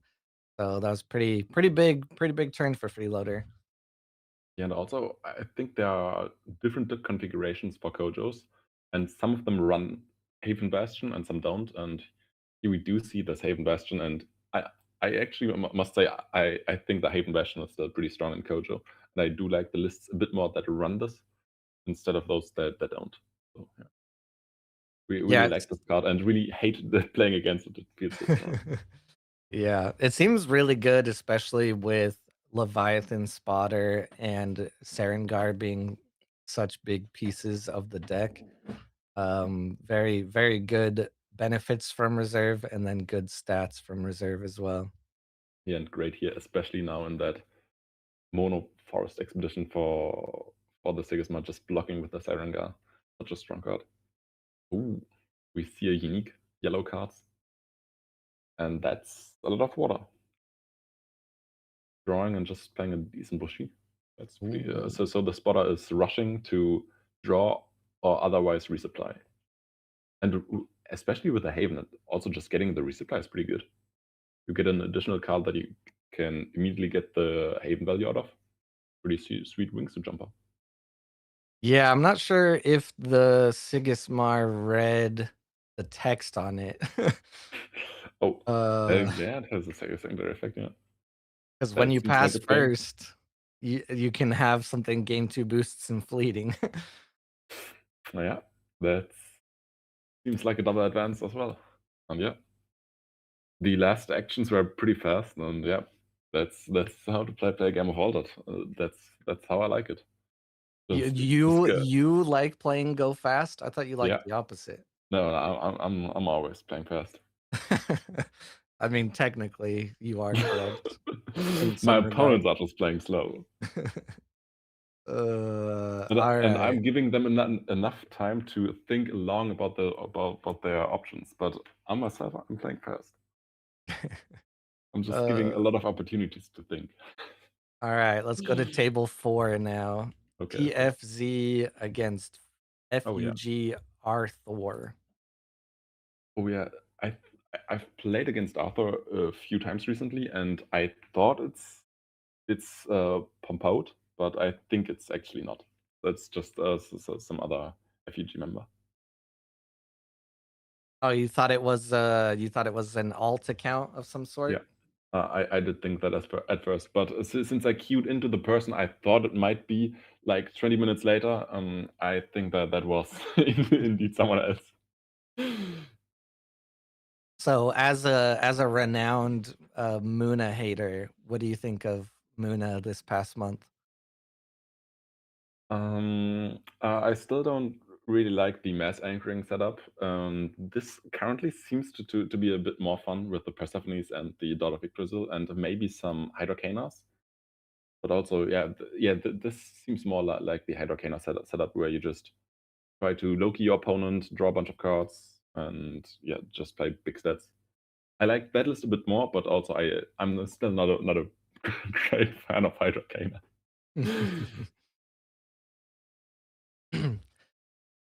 Yeah, we were, talking earlier, and it seems to me like there's more people playing Muna again, and I'm not sure if Yeah. it's just because people found out more strategies or because they're preparing for the next set, because I think the next set will be very good for Muna.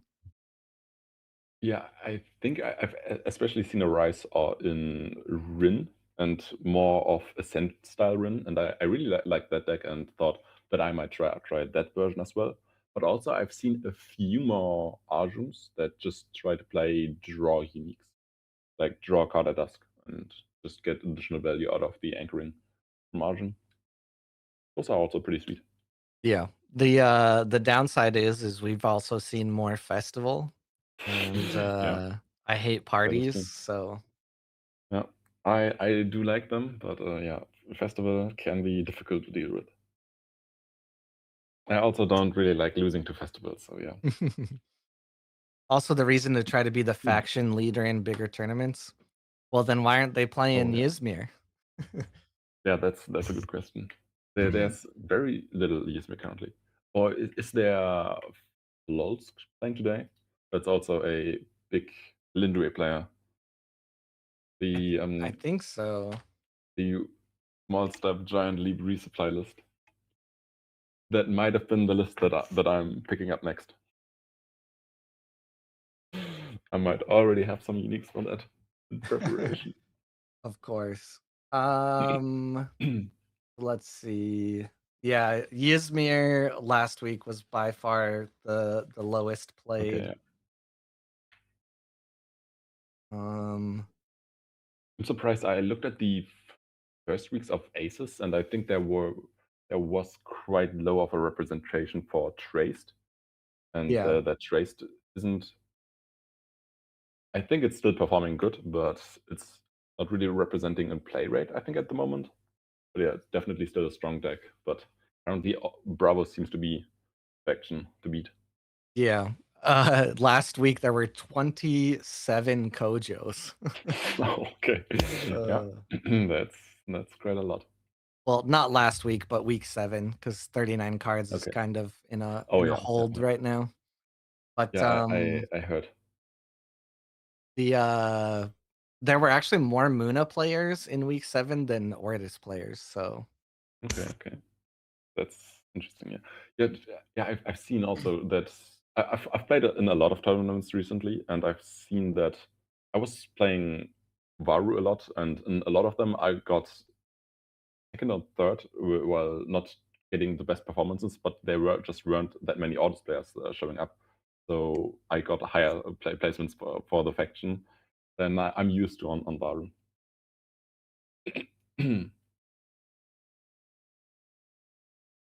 I should take it back. Oh, this Kugo card is so strong. I hate playing against it. You're playing the card, and you can't contest that expedition for 2 turns. It's so annoying. The best way to beat it is as we see here, with just boosting or ascending over it. But yeah, the next turn is still awful to play into it. This Kugo card, especially into orders, it's pretty good. oh, the teamwork training. That is enough to beat the Persephone. Yeah, they go with the ascended win. Yeah. UFC also switching decks a lot and trying out what's best probably. I've played against TFC on Saturday, and unfortunately there was a bug on one of the Capellias when they were put into reserve with Sapesh. So she had to drop from the tournament because the card was just unplayable. There was nothing to do. Couldn't play the card or couldn't go back. Yeah. Unfortunate. The Capellia bugs on BJ are still around. Who did you say? Oh yeah, Flow. Let's see, Flow. Oh, maybe they're not playing this tournament. I don't see them. A guy trying says nobody plays Ysmir because they're scared of Runefolk playing Moyo. So Yeah, that's currently it's more likely that you see Shokobar playing Mario than me. Yeah. yep, one of I haven't your disciples. Yeah. I think Shokobar is playing the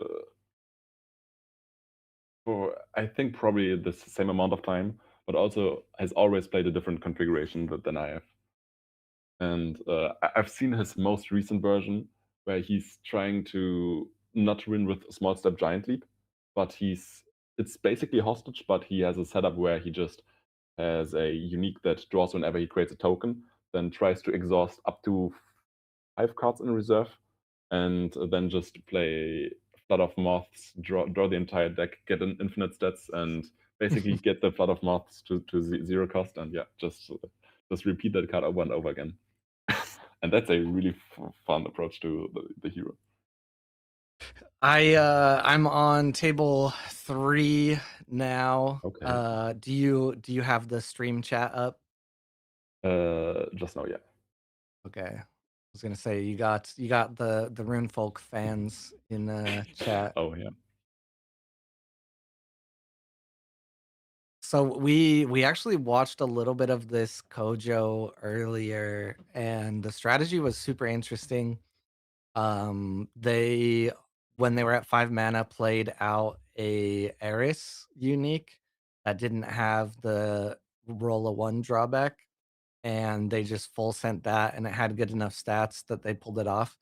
And then the next turn they played this Halua, which is gigantic and tough 1, so that worked out. This time, it looks like their Yeah. Parliament of Ashes was taken out, and we do not see the Eris yet. It's a bit sleepy. Oh, there's a huge reserve, and I thought that this navigator might be put a card from your hand in reserve to get X boosts, but it just seems to be picking up spells. I mean, it's still a good unique, but these Nancy effects, they are pretty strong. So, what is Fen gonna do now? Is it just a Nancy? No, it's just picking up cards for now. Okay. Just getting back the magical seems to not have. Oh, doesn't go for the. Goes for the sleep again over the magical training. Interesting. But yeah, just needs to get 1 expedition, so just sleep the Halua again, and yeah. I've faced this Halua before as well. I think there might be some more Haluas in this deck. I think the ones I remember, Demongenus, Demon, what's the name? Demon, Demon Mong.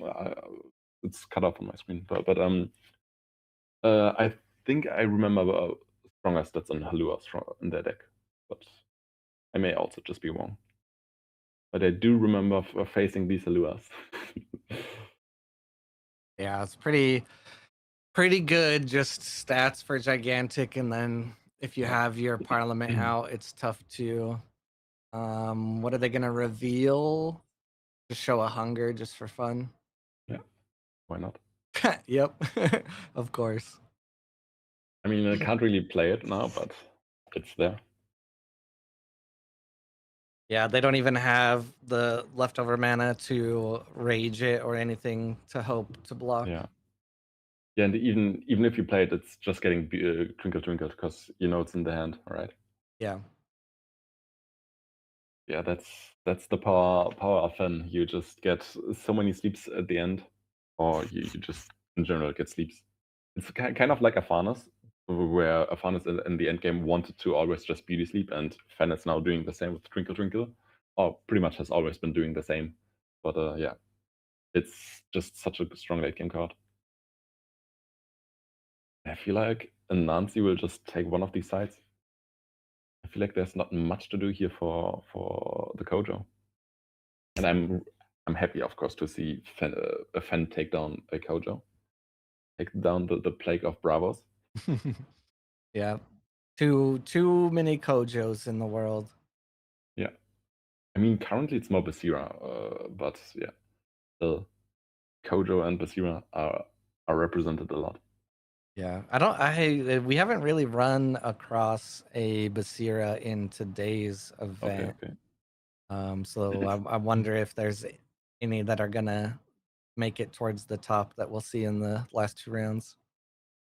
Yeah, when it comes to Basira, recently I always have to think of Gregoro, so someone from Spain, and I think they almost made the back-to-back on the Saturday, where they got a 7-0 run and then a 6-0 and lost in the finals, and almost went to the 7-0 again.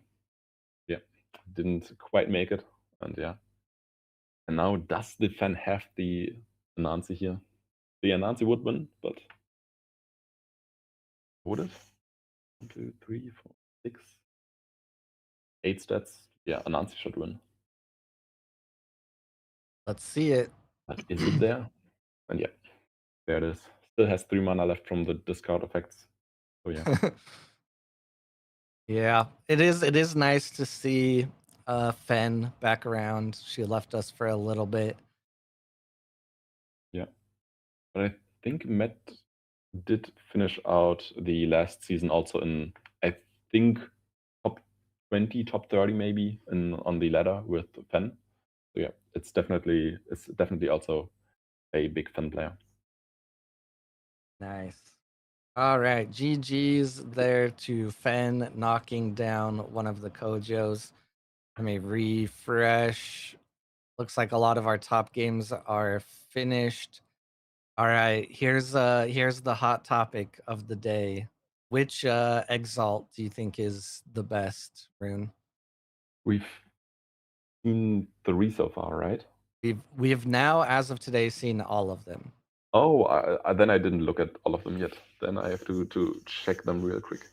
Yeah, we just got to go over to the a guide trying sheet. Why is it not autocomplete in my browser right now, though? That's what I Then need you to might get need to to. send me that one as well. Is it already revealed season, or why did we get those today? So when they announced the time for the winter finals, the cards are included in there with like the stamps and stuff you can win. Okay. Look. I'll post this in the stream chat as well. These sheets are always so nice.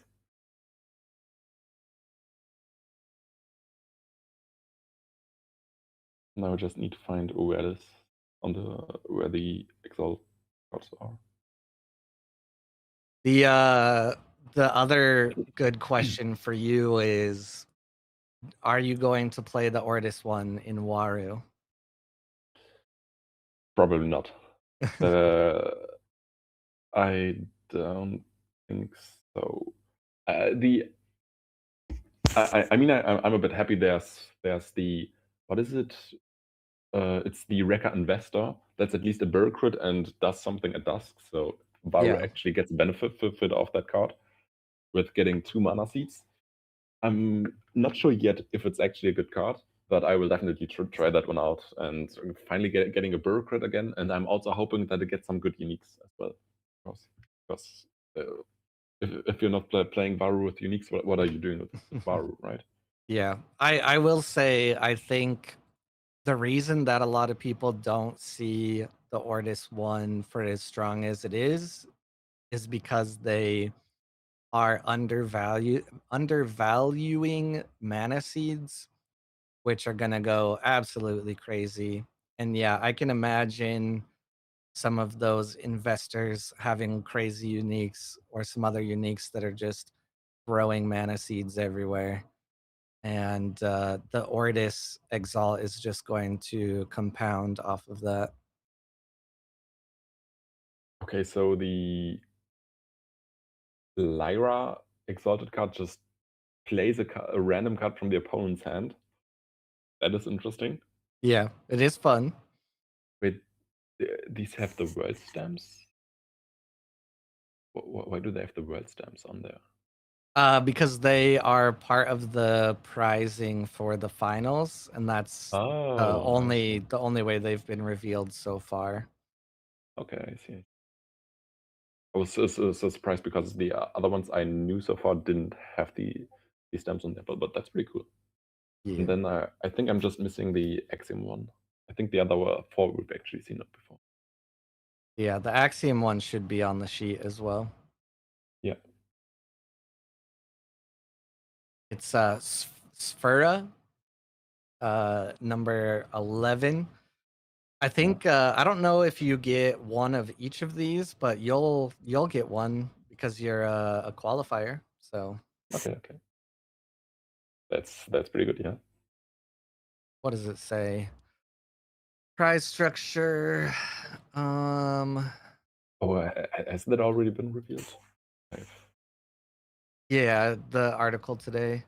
Oh, okay. I haven't read that one yet. Okay, so I it's need the to. faction champion. So the Okay, faction okay. champion gets the stamped hex art Okay, I see. card. I see, I see. So I have to play Ysmir again, right? I don't know. Which one do you want the most? I'm not sure yet. Recently playing the most orders, so yeah. Wait, so it's can we go for one less for each exhausted permanent?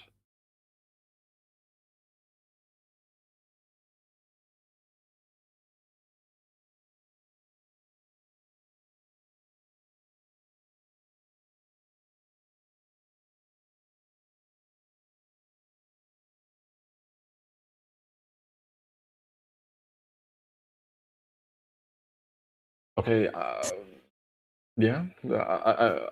So from the exalted cards, which one I like the most so far? Probably just the Ysmir one. It's it's, Yeah. it's just getting to play big spells again, and just getting to after you them. That's yeah. So Sounds your good enough to me. favorite is the Ysmir one, but which one do you think is the strongest? The strongest. Oh, um, maybe the Muna one because that seems good to me. I mean, it's also super. All of these are pretty expensive, but yeah, the Muna one seems quite strong to me. Yeah. The Muna one is definitely going to be strong for sure. The other ones, I'm not quite sure. I'm also not quite sure what to think of the Orders one. I'm really not sure how how the new hero will play with. So we did play the demo decks against each other, and I Mhm. had no clue what to do, and I think it showed in our gameplay. But yeah, it's just so how our match played out. I tried to get permanents into play to use my hero ability, but I just couldn't get enough of them. And then I had mana seeds, and I used my mana seeds to get mana, and then then I forgot that I couldn't use the hero ability anymore. Yeah. Used them in the incorrect order. Yeah, exactly. So yeah, I'm interested to see if that hero will, how viable that hero will be. So far from from the one game I have played, I feel like it's quite difficult to use the ability, but I'm excited to be proven wrong and that hero is actually playable. Yeah, we'll have to see. All right. I guess we still have just one, two tables. Let's go to table 32. What? Let's see what they're doing down here. Ooh, Ooh. Damien against them so far down. Interesting. And there I do see some uniques that are crazy strong. This one is a Smoldering Djinn. Just when it leaves, puts the top card into the mana. That's actually just 2 mana up now. But it just casually creates 2 Aerolith tokens. So yeah, no problem. Yeah, it looks like Clem was able to win out the Isari mirror. I was hoping Oh, we would end up seeing an arena, but it doesn't quite look like yeah, it true. there. All right, Clem wins that. We should be getting very close to round 6. Okay, there we go. Now it's spinning up. All right, we have to follow Freeloader. Yeah, sure. I'm down for that. See if Freeloader can continue be undefeated going up And so far, against TFZ. and apparently so far we haven't cursed him. So yeah. And I do see quicker on that table 4 as well that I mentioned for Basira players, but seems to already have the first loss. So yeah, but still on table 4. So doing great on Basira. But Freeloader are not showing up to the table yet. Fell asleep. Lacking. Yeah, I hope not. But we still have 6 undefeated players. Okay, that's pretty good. Oh. I don't know if I want Freeloader to win though, because if he wins, then that's one less caster we have for English. Yeah, yeah, yeah. Has he actually put up said that he would join? I don't think so. Yeah. I would of course hope for him to win and get a shot as well. I'm a bit sad that we haven't seen Keelan Guy in a while, but yeah. I think he's not playing the game for at least the near future. Wait, the tournament got up to 188 players. That's actually pretty crazy. You're all on a team together, aren't you? Talking Yeah, strategies and whatnot. we are a bit, but yeah, it's currently more of Rinku, me, and Belteshazzar are just borrowing cards. Nice. Not so much strategy, but yeah, we just love borrowing cards to each other. Yeah.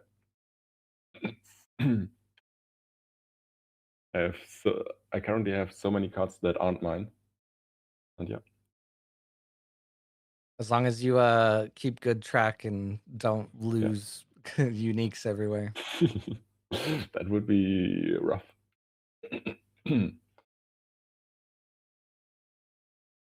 And we've seen this matchup last round for Friedor already with against the Sigismar, and that looked pretty good for him.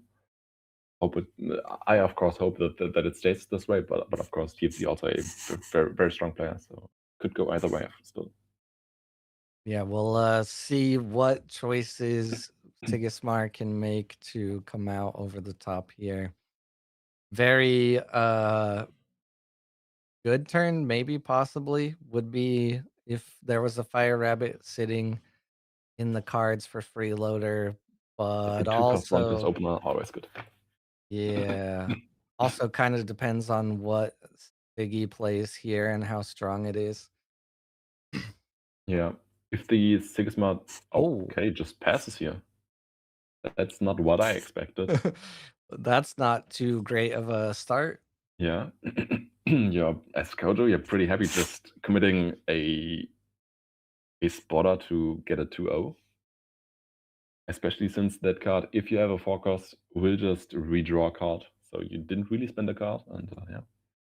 You also flip Forest on both of these expeditions, so spotter is strong on both sides. Yeah. Best start I feel like that a Kojo could get in this.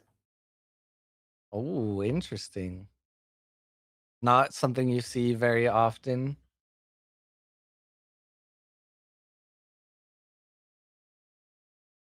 I'm just keeping up with chat and to see that a guy trying has thinks that in Mets you're just playing your landmarks, upgrading them, and then inevitable there will be a hunger.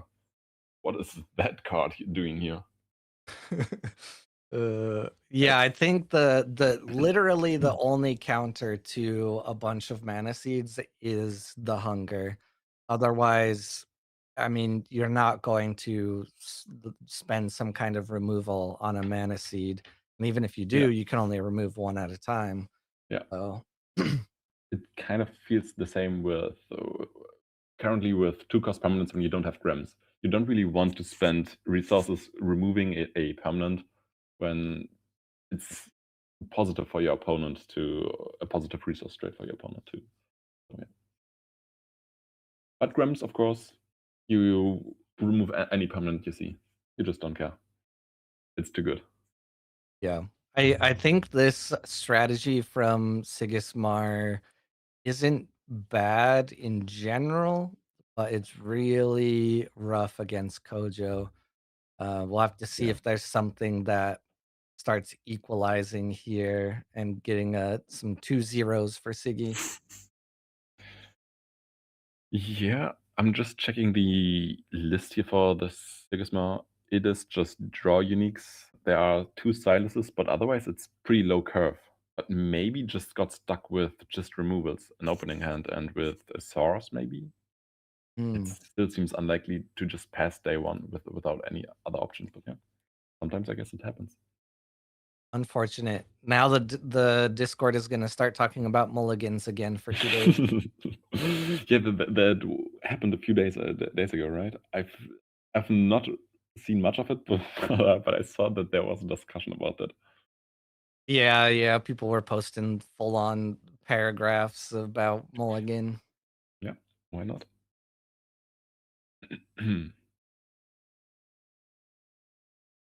Okay, interesting Baba Yaga. I don't know if there's gonna be any draw or resupply from Kojo on this turn. Probably not. And I would expect that we just see the Priya here. Yeah, that's exactly what's going to happen. And you do get an error token, but it's not immediately drawing or resupplying. So Tiny Gen will likely end up in the reserve. And it's also now a 50-50 flip if the Tiny Gen next turn has an expedition where it's strong or not. Oh no, if it gets blocked, it's strong on the hero side anyway. So unlikely 2-0 here. Okay, Gargoyle. Nice. That Yeah. does shut down one advance. But trading is all the Kojo needs now. Yep. Already up 2. As long as you can just get one expedition a day, you are likely winning this game. Also, a little bit of an overload from Siggy, but not too bad of a card to dump in the Gargoyle after it's done its job. Yeah. Has high value on the Silas, it seems.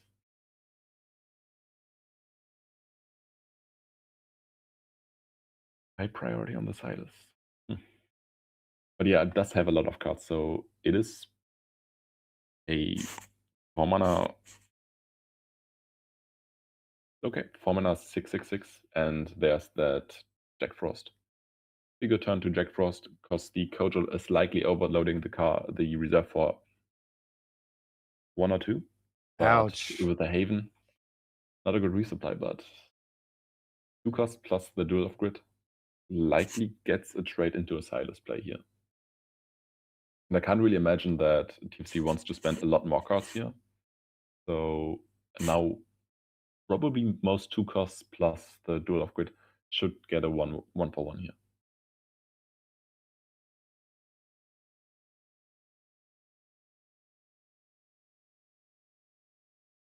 But actually, there could be a Orders Trooper still waiting, Let's see which what they would be a bit get. rough. Ooh. And there's that Trooper.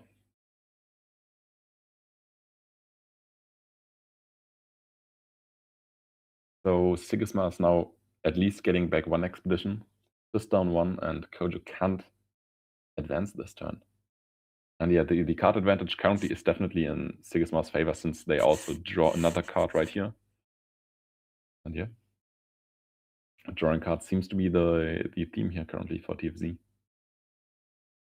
Yep, starting to square it up a little more here. There is going to be a card draw pretty assuredly from Kojo, as long as there's a 4-cost character in the hand.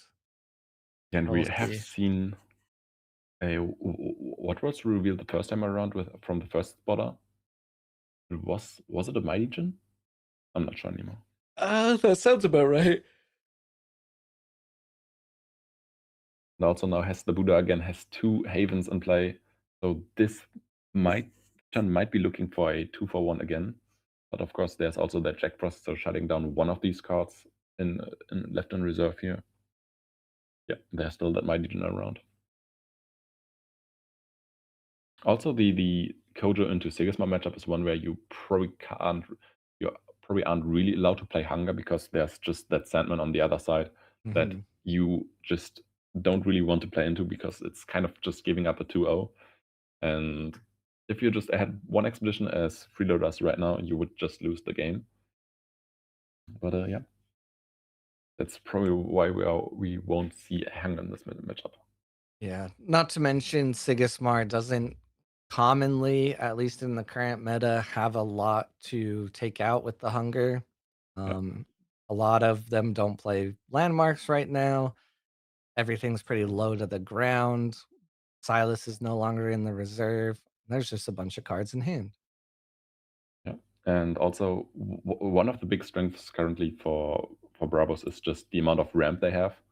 And currently, so far, Frida not getting any ramp, but here this Mighty Djinn and also the Tiny Djinn in reserve are looking to get some ramp. But first we see this New York training here. Oh, is there a way to get a 2-for-1 here for TFC? Nope. Just another 1-for-1. Keeps on trading. Oh, so they put out the gargoyle just to block. Okay. Yeah. Which Could have is actually, I pretty think, good. 2-for-2'd. But I don't think that's an unfavor for Sigismar. Yeah. Getting the Kojo closer to winning, probably not what you want to do. I would kind of expect either a Spy or another Jack Frost here. Just to not be that threatened by the Havens. Because they are pretty strong. Also, that my Legion is strong on both of these expeditions. Just no water stats here for this Sigismar.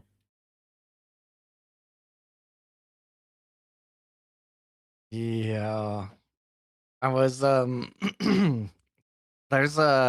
nothing that Sigismar ever really runs that's gonna take out those havens either. Yeah.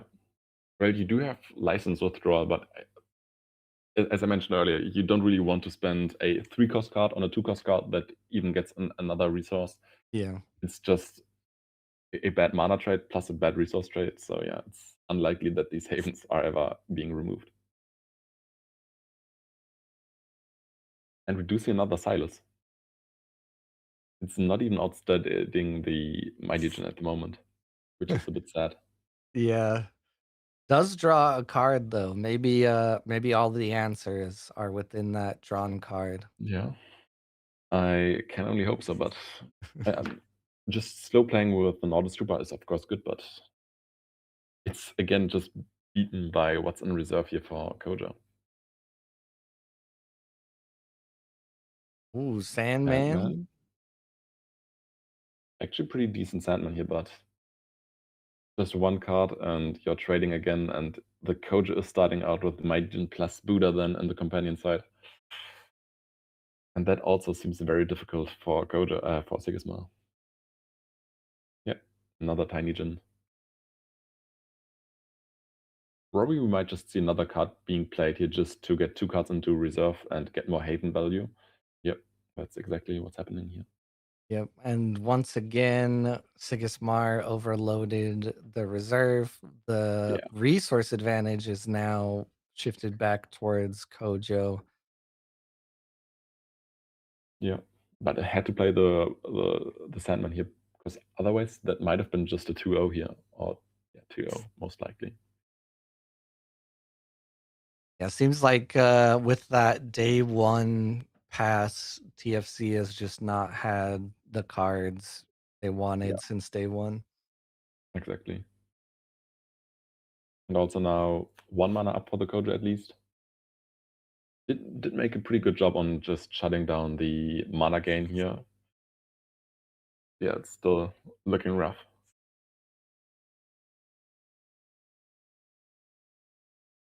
And this is the 6th round already, right? Yes. Yep. So another final that a freeloader can play, and we have a little joke that he's just losing all the finals that he's playing, but yeah, hopefully not this one. He's got a win, so there's more uniques to share Yeah. between everyone. Yeah, that's true. Yeah, and yeah, there's the GGs coming out, and yeah. Alrighty. Freeloader remains undefeated on Kojo. Some say the best Kojo player in the world. Let's see. Yeah, that's true. Some people do say that. Table 2 is still undefeated players. After this, of course, Yeah. one of them will no longer be undefeated. And this is Siggy versus Fen. Yeah, the T2 against Matt, and I think on Saturday there was an imposter for T2, so another BJ account just called T2, but with different uniques. quite a bit weaker, and yeah. T2 8. No, I think it was just T2 with no number. Interesting. Yeah. So there are multiple imposters even. Interesting. Okay. Have you seen the unique lineup of T2 recently? I have not, no. So you know the story behind the Clycoba that he basically saw T2's alchemist and just found that Clycoba that is similar, and now he even has a second alchemist like that is creating 2 tokens, but 1 in each expedition, and then boosts the entire board. Ugh, Next to disgusting. the alchemist he already has that creates 2 tokens in his expedition and then boosts boosts all characters. So yeah, pretty strong uniques. But I don't know what the third unique of T2 is actually. And for Matt, we have seen the pickup uniques, I believe, with Flamel and the Lyra Navigator. Yeah, so far no uniques in either discard. Yeah, and you see game so far. That's good.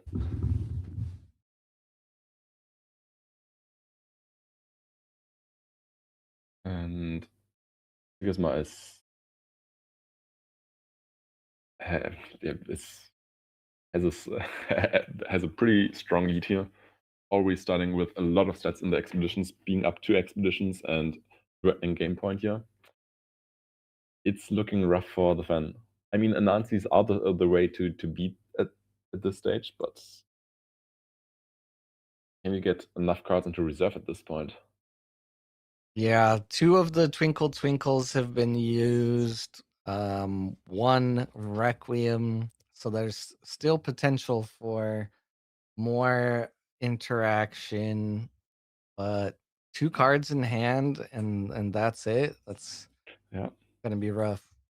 I thought I for a second thought that this might be a festival list since it has the Opera House, but I do think that there are a lot of other cards that don't point towards festival, and yeah, I think it's just a regular fan build with just trying to draw additional cards with Opera House.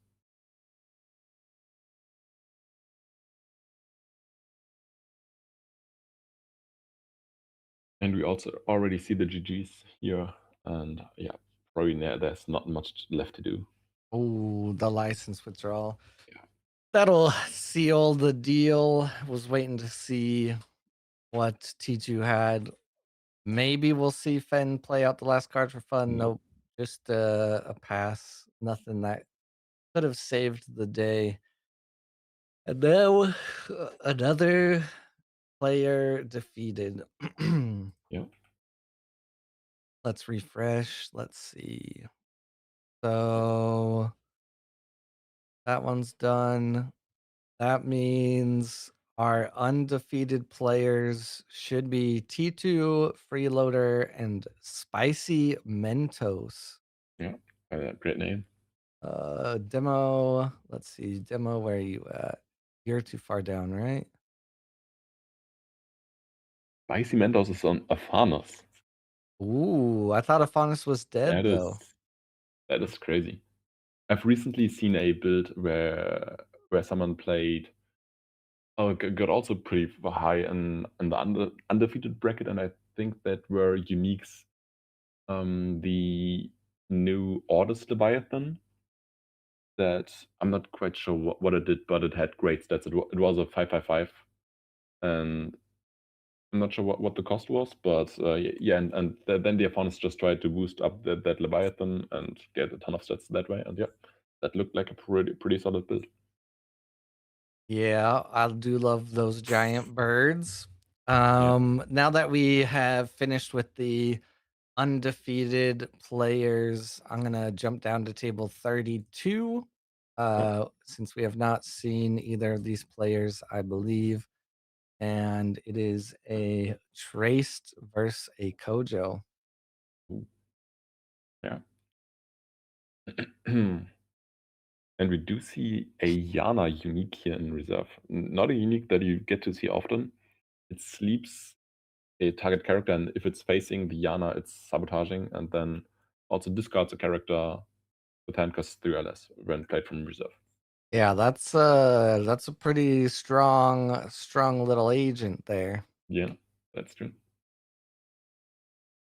I'm a bit surprised that Yana gets the sabotage when you sleep a character that's facing it, because you already get one positive, and I then know, right? you get a second one.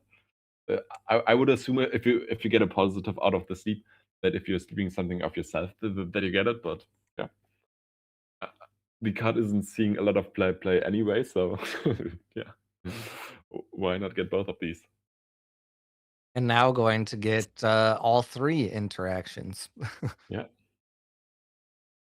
gets to, but probably has to sleep the Frankenstein here to discard the Salvager. Yeah, they Just chose sleeps an the Salvager interesting way anyway. to play that out, I guess. Just Okay. sleeps and discards. Yep. I mean, you can also just play this as a 5 cost discard plus sabotage unique. Yeah, that's totally fine as well. But committing 5 mana into a traced, and traced then knowing where to play, is also pretty difficult. And there you Oh, see they the mistake. misclick. That makes sense. Well, it happens. It's Rinku just 4 you're and still getting. 2 washed confirmed. Man, Oh, imagine no imagine winter finals with no Rinku. The world will cry. I mean, he did get a second place yesterday in the NUC, which he claims is his practicing ground, right? And the first player was already qualified, so he is now hoping that he just gets the spot for his opponent already being qualified. Yeah. But we are not confirmed that it actually the next player in line gets then the invite. So not only did they sleep and discard the same card, they did not sabotage. Oh, yeah, okay, that makes it a bit rougher. Yeah. But also, there's still so much mana left for the traced.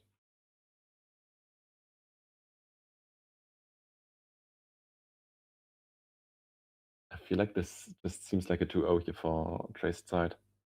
2 mana left, you're already losing both expeditions. I don't think that you have anything that can outstat 5 more mana from a traced.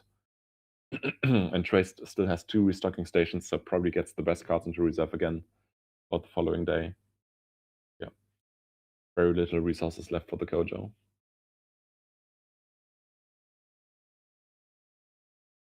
Yep, can use one of those restocking stations and then sacrifice it with the Grems if you have to, but also has 3 cards in hand. Unfortunate turn for Kojo.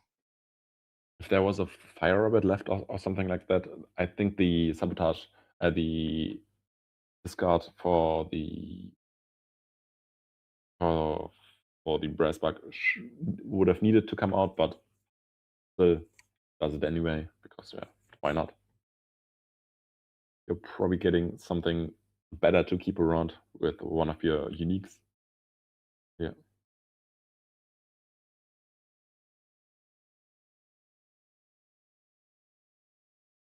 Just playing cards for funsies at this point.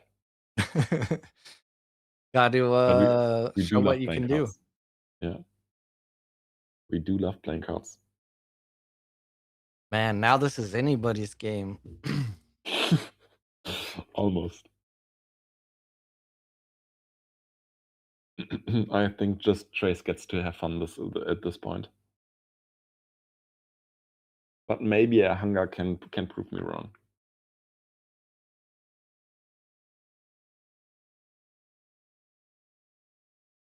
So I want to see now Tiny Jin Hunger Rage. That's what I want to see here. There you go. Into Blizzard.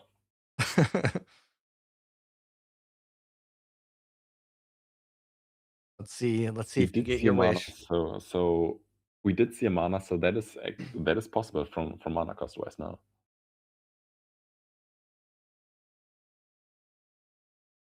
I have to play the Tiny Jin. Oh, Yeah, no. forest. Okay. Interesting. Says I still want to play a 3-cost after my hunger. Makes sense. Makes sense.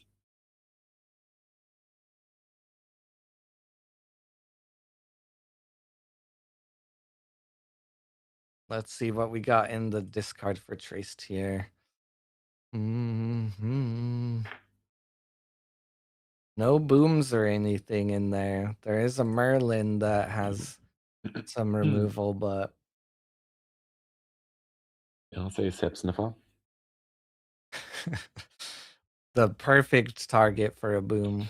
That is true. But also, recently we've seen a lot of lot of Axiom, or I've seen a lot of Axiom players starting to include, what is it? Puff's challenge, Yeah. and that would also help a lot here.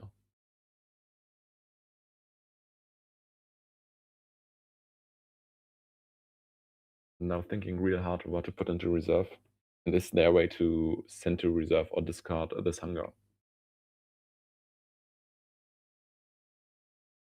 But if you don't, you probably still have to think about what cards you want in your reserve to set up optimally for the tumult, for the showdown, or for the, what is it called? The arena? Tiebreaker? Yeah, arena, yeah. Yeah. Who tries to beat the hunger here? Interesting. One boost for each card in each player's reserve. That's a lot of boosts. One. Super boosted. Oh, it's just one boost for each card in your reserve. Okay. Still need 3 more stats, and yeah, that's doing it. Hunger is too weak. Oh, the Gibble. Even beats it out by 2 stats. Wild times. The Gibble played out to equalize. Oh boy. Nap time. All right. We should be very close to going into the 7th and final round.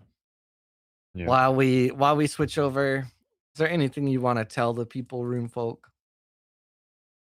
Just that I haven't kept up to today with all the news, and that I don't quite know how about the format on the winter finals, and haven't looked at the Exiles cards.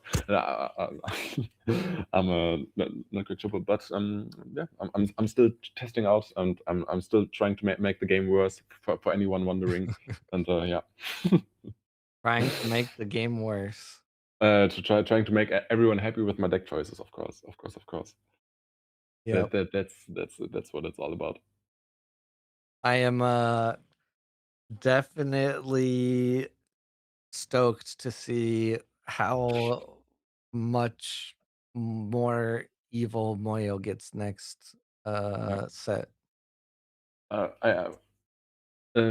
least as I haven't played Moyo in a while, so yeah, that's a positive, right? I haven't been the one hostaging, and I had to escape prison a few times through the past few days.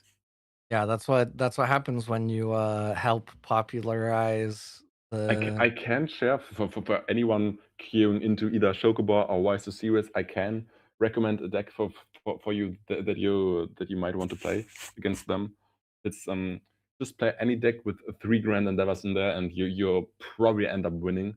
It's you don't really have to think a lot about it. They don't play any removals for Grand Endeavor.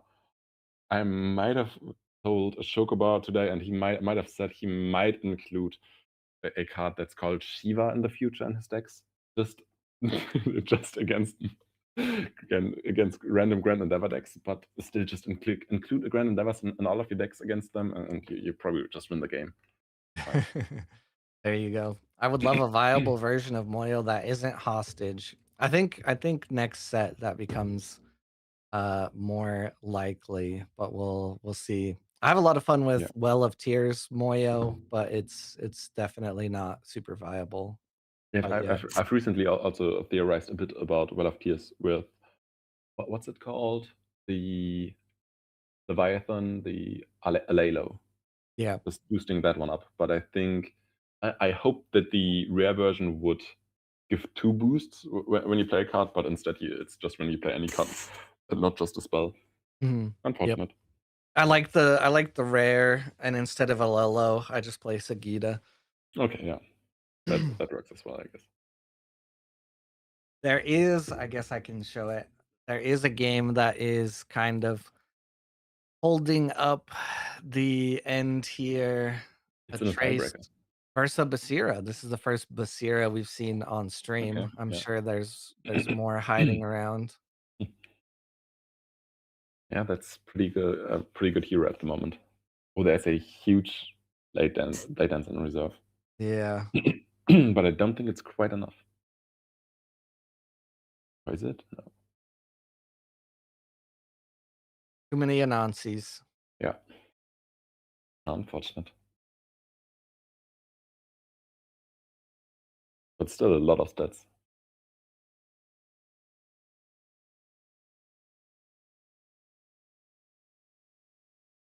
So close, but no cigar.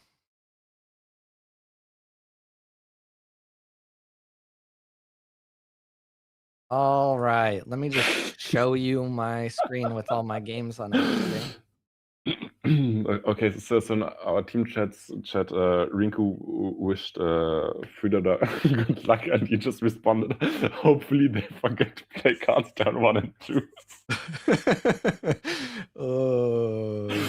Okay, yeah. Freeloader is actually against a player that is not undefeated. Looks like Spicy Okay. Mentos gets to tank T2. Then we can watch those two, because both of them are undefeated, right? I mean, we can watch Freeloader. I don't care. I mean, we've watched them the last 2 rounds already, and then we can switch it up a bit. Oh, he's against Funky Flex. Oh, Well, whatever one loads first is what I'll put on the screen. okay, that works for me. All right. Well, it's Freeloader's game. Perfect. Just too fast. Yeah, I heard that Rinku might be opening some coaching possibilities. So maybe Watch Wolf 92, you can hit him up on that. You just have to get everyone to play Ace tomorrow night, get to 64 players, and then win Ace. That's a good plan. I need to lock in for Ace tomorrow. Get ahead of Roscoe. I can't gain too many points because I need to stay behind Rinku, because the second place pricing is better than the first place pricing. But yeah, need to stay ahead of Roscoe. I mean, Also, it I think depends on how you feel about playmats, but I mean I have 3 of them, so I'm pretty sure Rinku has one too. yeah. And I think Roscoe doesn't have any, so Roscoe should get first, right? I just add a few more points to Roscoe. Yeah, someone in the US should get it so that it costs Yeah. less I see. Yeah. for shipping. True. Yeah. And $3 is up against the Fen here. And I at least remember one unique from Funky Flex. That is a Martingale putting a card into reserve to gain a boost for each card on each player's reserve. Of course. But there is a Tooth Fairy start from Freeloader, and I think that's not the first game he has at the Tooth Fairy today on day 1. Yeah, that is also just a very good sequence, because you hate to play Aloe Vera out without it being anchored. And Fen had to go first, so played it out, which Freeloader was able to just answer with the Tooth Fairy to get rid of the Aloe, and now it can't even come back. And I have to put some salt in the wound. They are talking. They were talking for a short moment on how good the Tooth Fairy is, and I just added there's a arrow draw card missing. Yeah. Because they are around.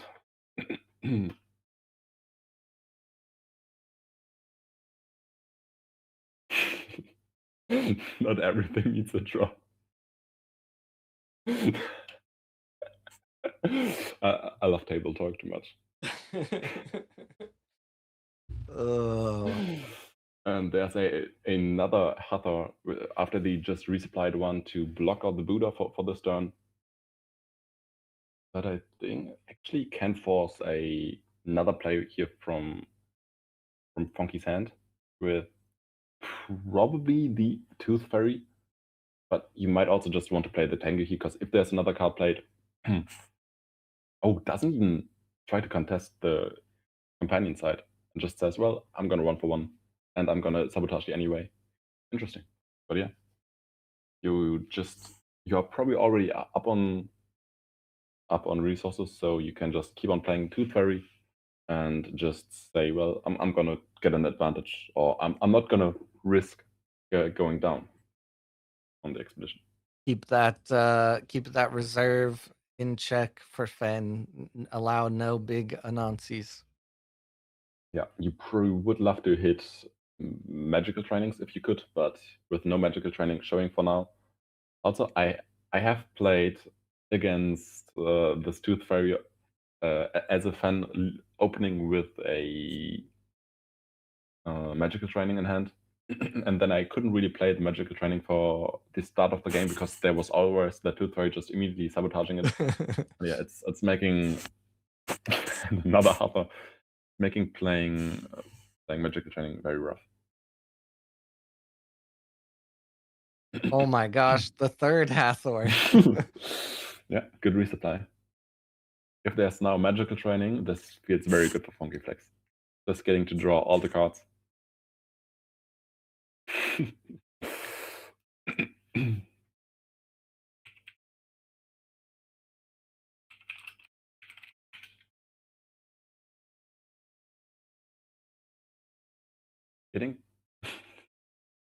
getting the Parliament of Ashes out just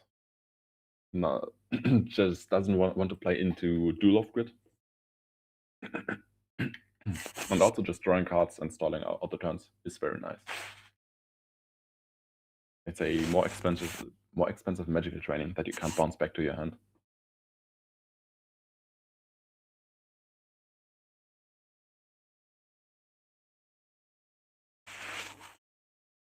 And the Anansi coming out.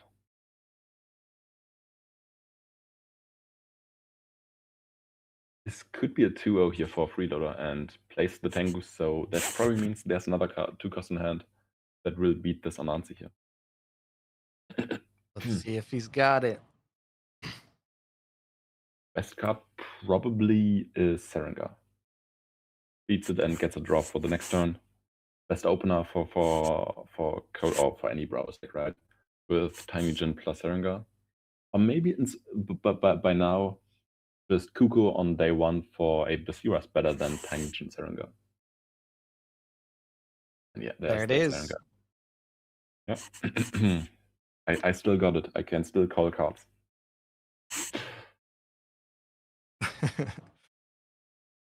All right. So the thing here, though, if Freeloader wins, is he gonna be first though? That's a good question. Probably has to figure that one out afterwards. But also, I think if there are two undefeateds, they still get to play a game. Oh yeah. They have to do the final showdown. I think they can also delay the final showdown for a day or something, and not have to play it immediately. But Yeah. I think that's how they usually handle it. And has the second Haven here as well. And usually, if you are playing the Fen, you can just if you see a Bravos player playing Haven or also Parliament of Ashes, you can probably just immediately play a Requiem onto it if you have it in hand, because it's just a fair mana trade. And since you actually get to keep the Requiem and probably get to bounce it with cards like Hathor or Incaster or also Sleight of Hand, so it's not really a negative trade. But if the coach already has set up one or two permanents, then playing the Requiem onto them later on is pretty difficult. So if there's not an immediate answer here, seems unlikely that these havens will ever be removed. And there's some perfect cards in reserve to take benefit from them. Exactly. just getting draws with the Serengars. Yeah, I And think there's that Martingale. based on his record, yeah, I think he needs Spicy Mentos to lose. Okay. Unless, yeah, they're both undefeated, but Spicy Mentos has a lot of points for them right now in their favor. This Martingale is so huge. Crazy. This gets 6 boosts for 3 cards in each player's reserve. 2 mana. Yeah. Has to play for the hero side now. And showing the reserve, Funky Flex can currently get 6/6/6 stats, but the double Serengar play would already beat that. But also just threatening to take a double advance here and just forcing out more cards without you having to actually commit these cards is pretty good here for Funky. So still gets to end up with 2 cards here in the reserve most likely, unless they actually have something to beat out here this Tiny Gen Serengar combo, but I don't think that's possible. All right, let's Actually, see. Twinkle Twinkle plus discount, and then Anansi would get an expedition here, but just too expensive. Oh, that's a 1-for-1 with Freeloader in the lead, and now going to go into possible hunger territory. But does he dare play the hunger? Is the question. Probably not, because you don't really want to get rid of your own havens. But actually, it would be a rather decent spot, because there's a Hathor still left in the hand here for the Fen. And the last card, you don't know about that one, but probably you're going to end up with a better hand than the Fen, since they are just drawing one, resupplying one. You see the resupplied one, there's a Hathor, and yeah, there's not a lot of threat, I feel like, at the moment. But I also think if you don't hunger here, you're still in a pretty good spot here for the Kojo. Yeah. Break in case of emergency. It's not emergency yet. Yeah.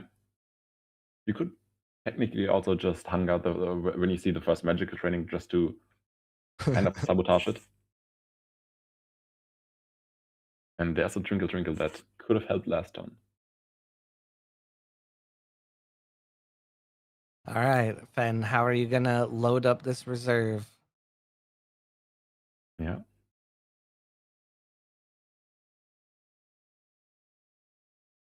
That's a good question. Playing without magical trainings is pretty rough. Lyra Signet is pretty good at loading up the reserve, especially if you Ooh. get the resupply. It's another Parliament of Ashes. Pretty good. Oh, interesting. Playing the Serengar immediately. So this could just be a 2-0 because of all the cards in reserve. The Inansi being there and also the Martingale being there. That's threatening a lot of stats.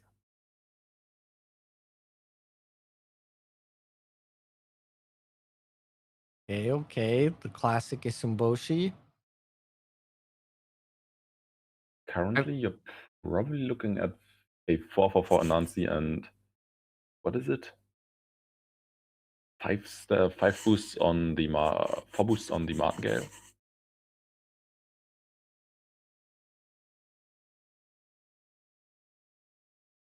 Oh, a header as well. Is there an immediate sabotage here? Nope. Mighty Jin.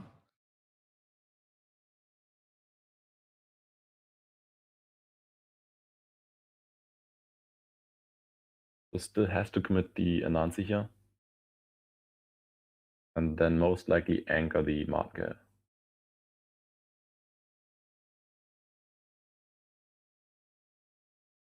Still another 1-for-1 though. Yeah. And I'm currently also looking at the Sigisma against Afanas. And currently, the Sigisma is up by 2 expeditions. Uh-oh. That would have been. There's still comeback potential, and comeback potential for Afanas as a hero, but it's looking difficult on that board.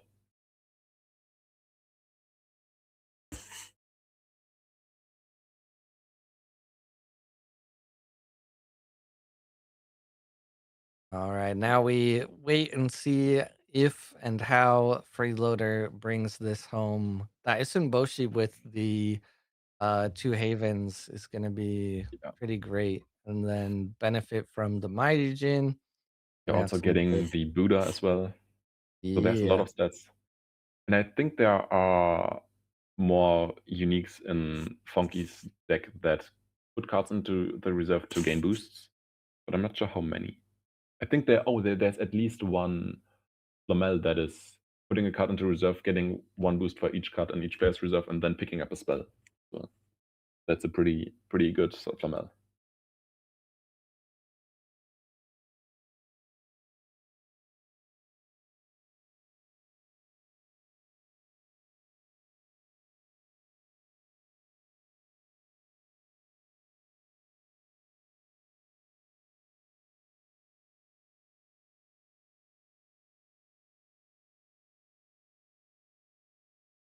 Is Idyllic still on the festival train? I think currently his favorite list is one of Festival. But yeah, still plays Muna and still plays Festival. And still plays Tasia. Yeah, after all those very festival suited uniques, gotta stick with it. Yeah. Also just now plays the steep uniques and just plays a more aggressive style of Tasia. But not having magical training and just having to play Lyra's Signet is so much more painful for the fan. Does not get the resupply either. Yeah, regressed.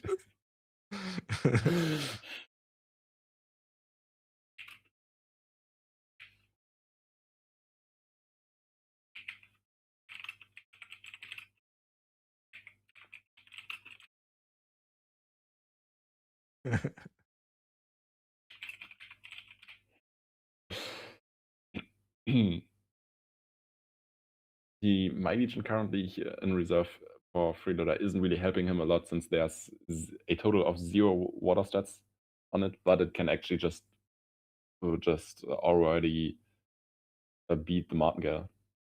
Oh, and yeah, there's the Flamel that I mentioned. Oof, yeah, this Flamel is insane because you Yeah. can do this. Go ahead and do that one first, and then pick back But up a spell after. it doesn't even beat all the stats yet. Oh, that is painful. Yeah, that That is resupply painful. would have helped a lot. Yeah, and Requiem can now Priya as well. Just completely overloading the companion side here.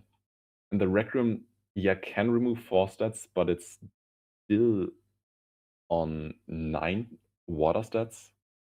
You're not even beating with your Flamel, and then you still have to would technically need another one of your 2-cost Martingale uniques. Beat that, I feel like. Otherwise. Support ability on the Flamel is even strong. Yeah. That's pretty good. Pretty good unique. Each character controlled by target player gains fleeting. And the other table has just been decided, and the Sigasoma is taking down the Afanas. Not enough stats. Not enough to come back. And there were a total of 2 alchemists played in that game. That's rough to beat. Ooh, the Fire Rabbit just to end here might be perfect. There's discount Oh. still. 1 discount, but there is technically a card that can beat this, but I don't think that Fen is playing it. It would be the Bliss Bassist, I believe it is. That does have 2 water stats, but there's even the Rage. So not even that would have helped. Yeah. And Reader is going 7-0 here today. All right, let's see this game finish out, and then I'll refresh the leaderboard and see about where he lands.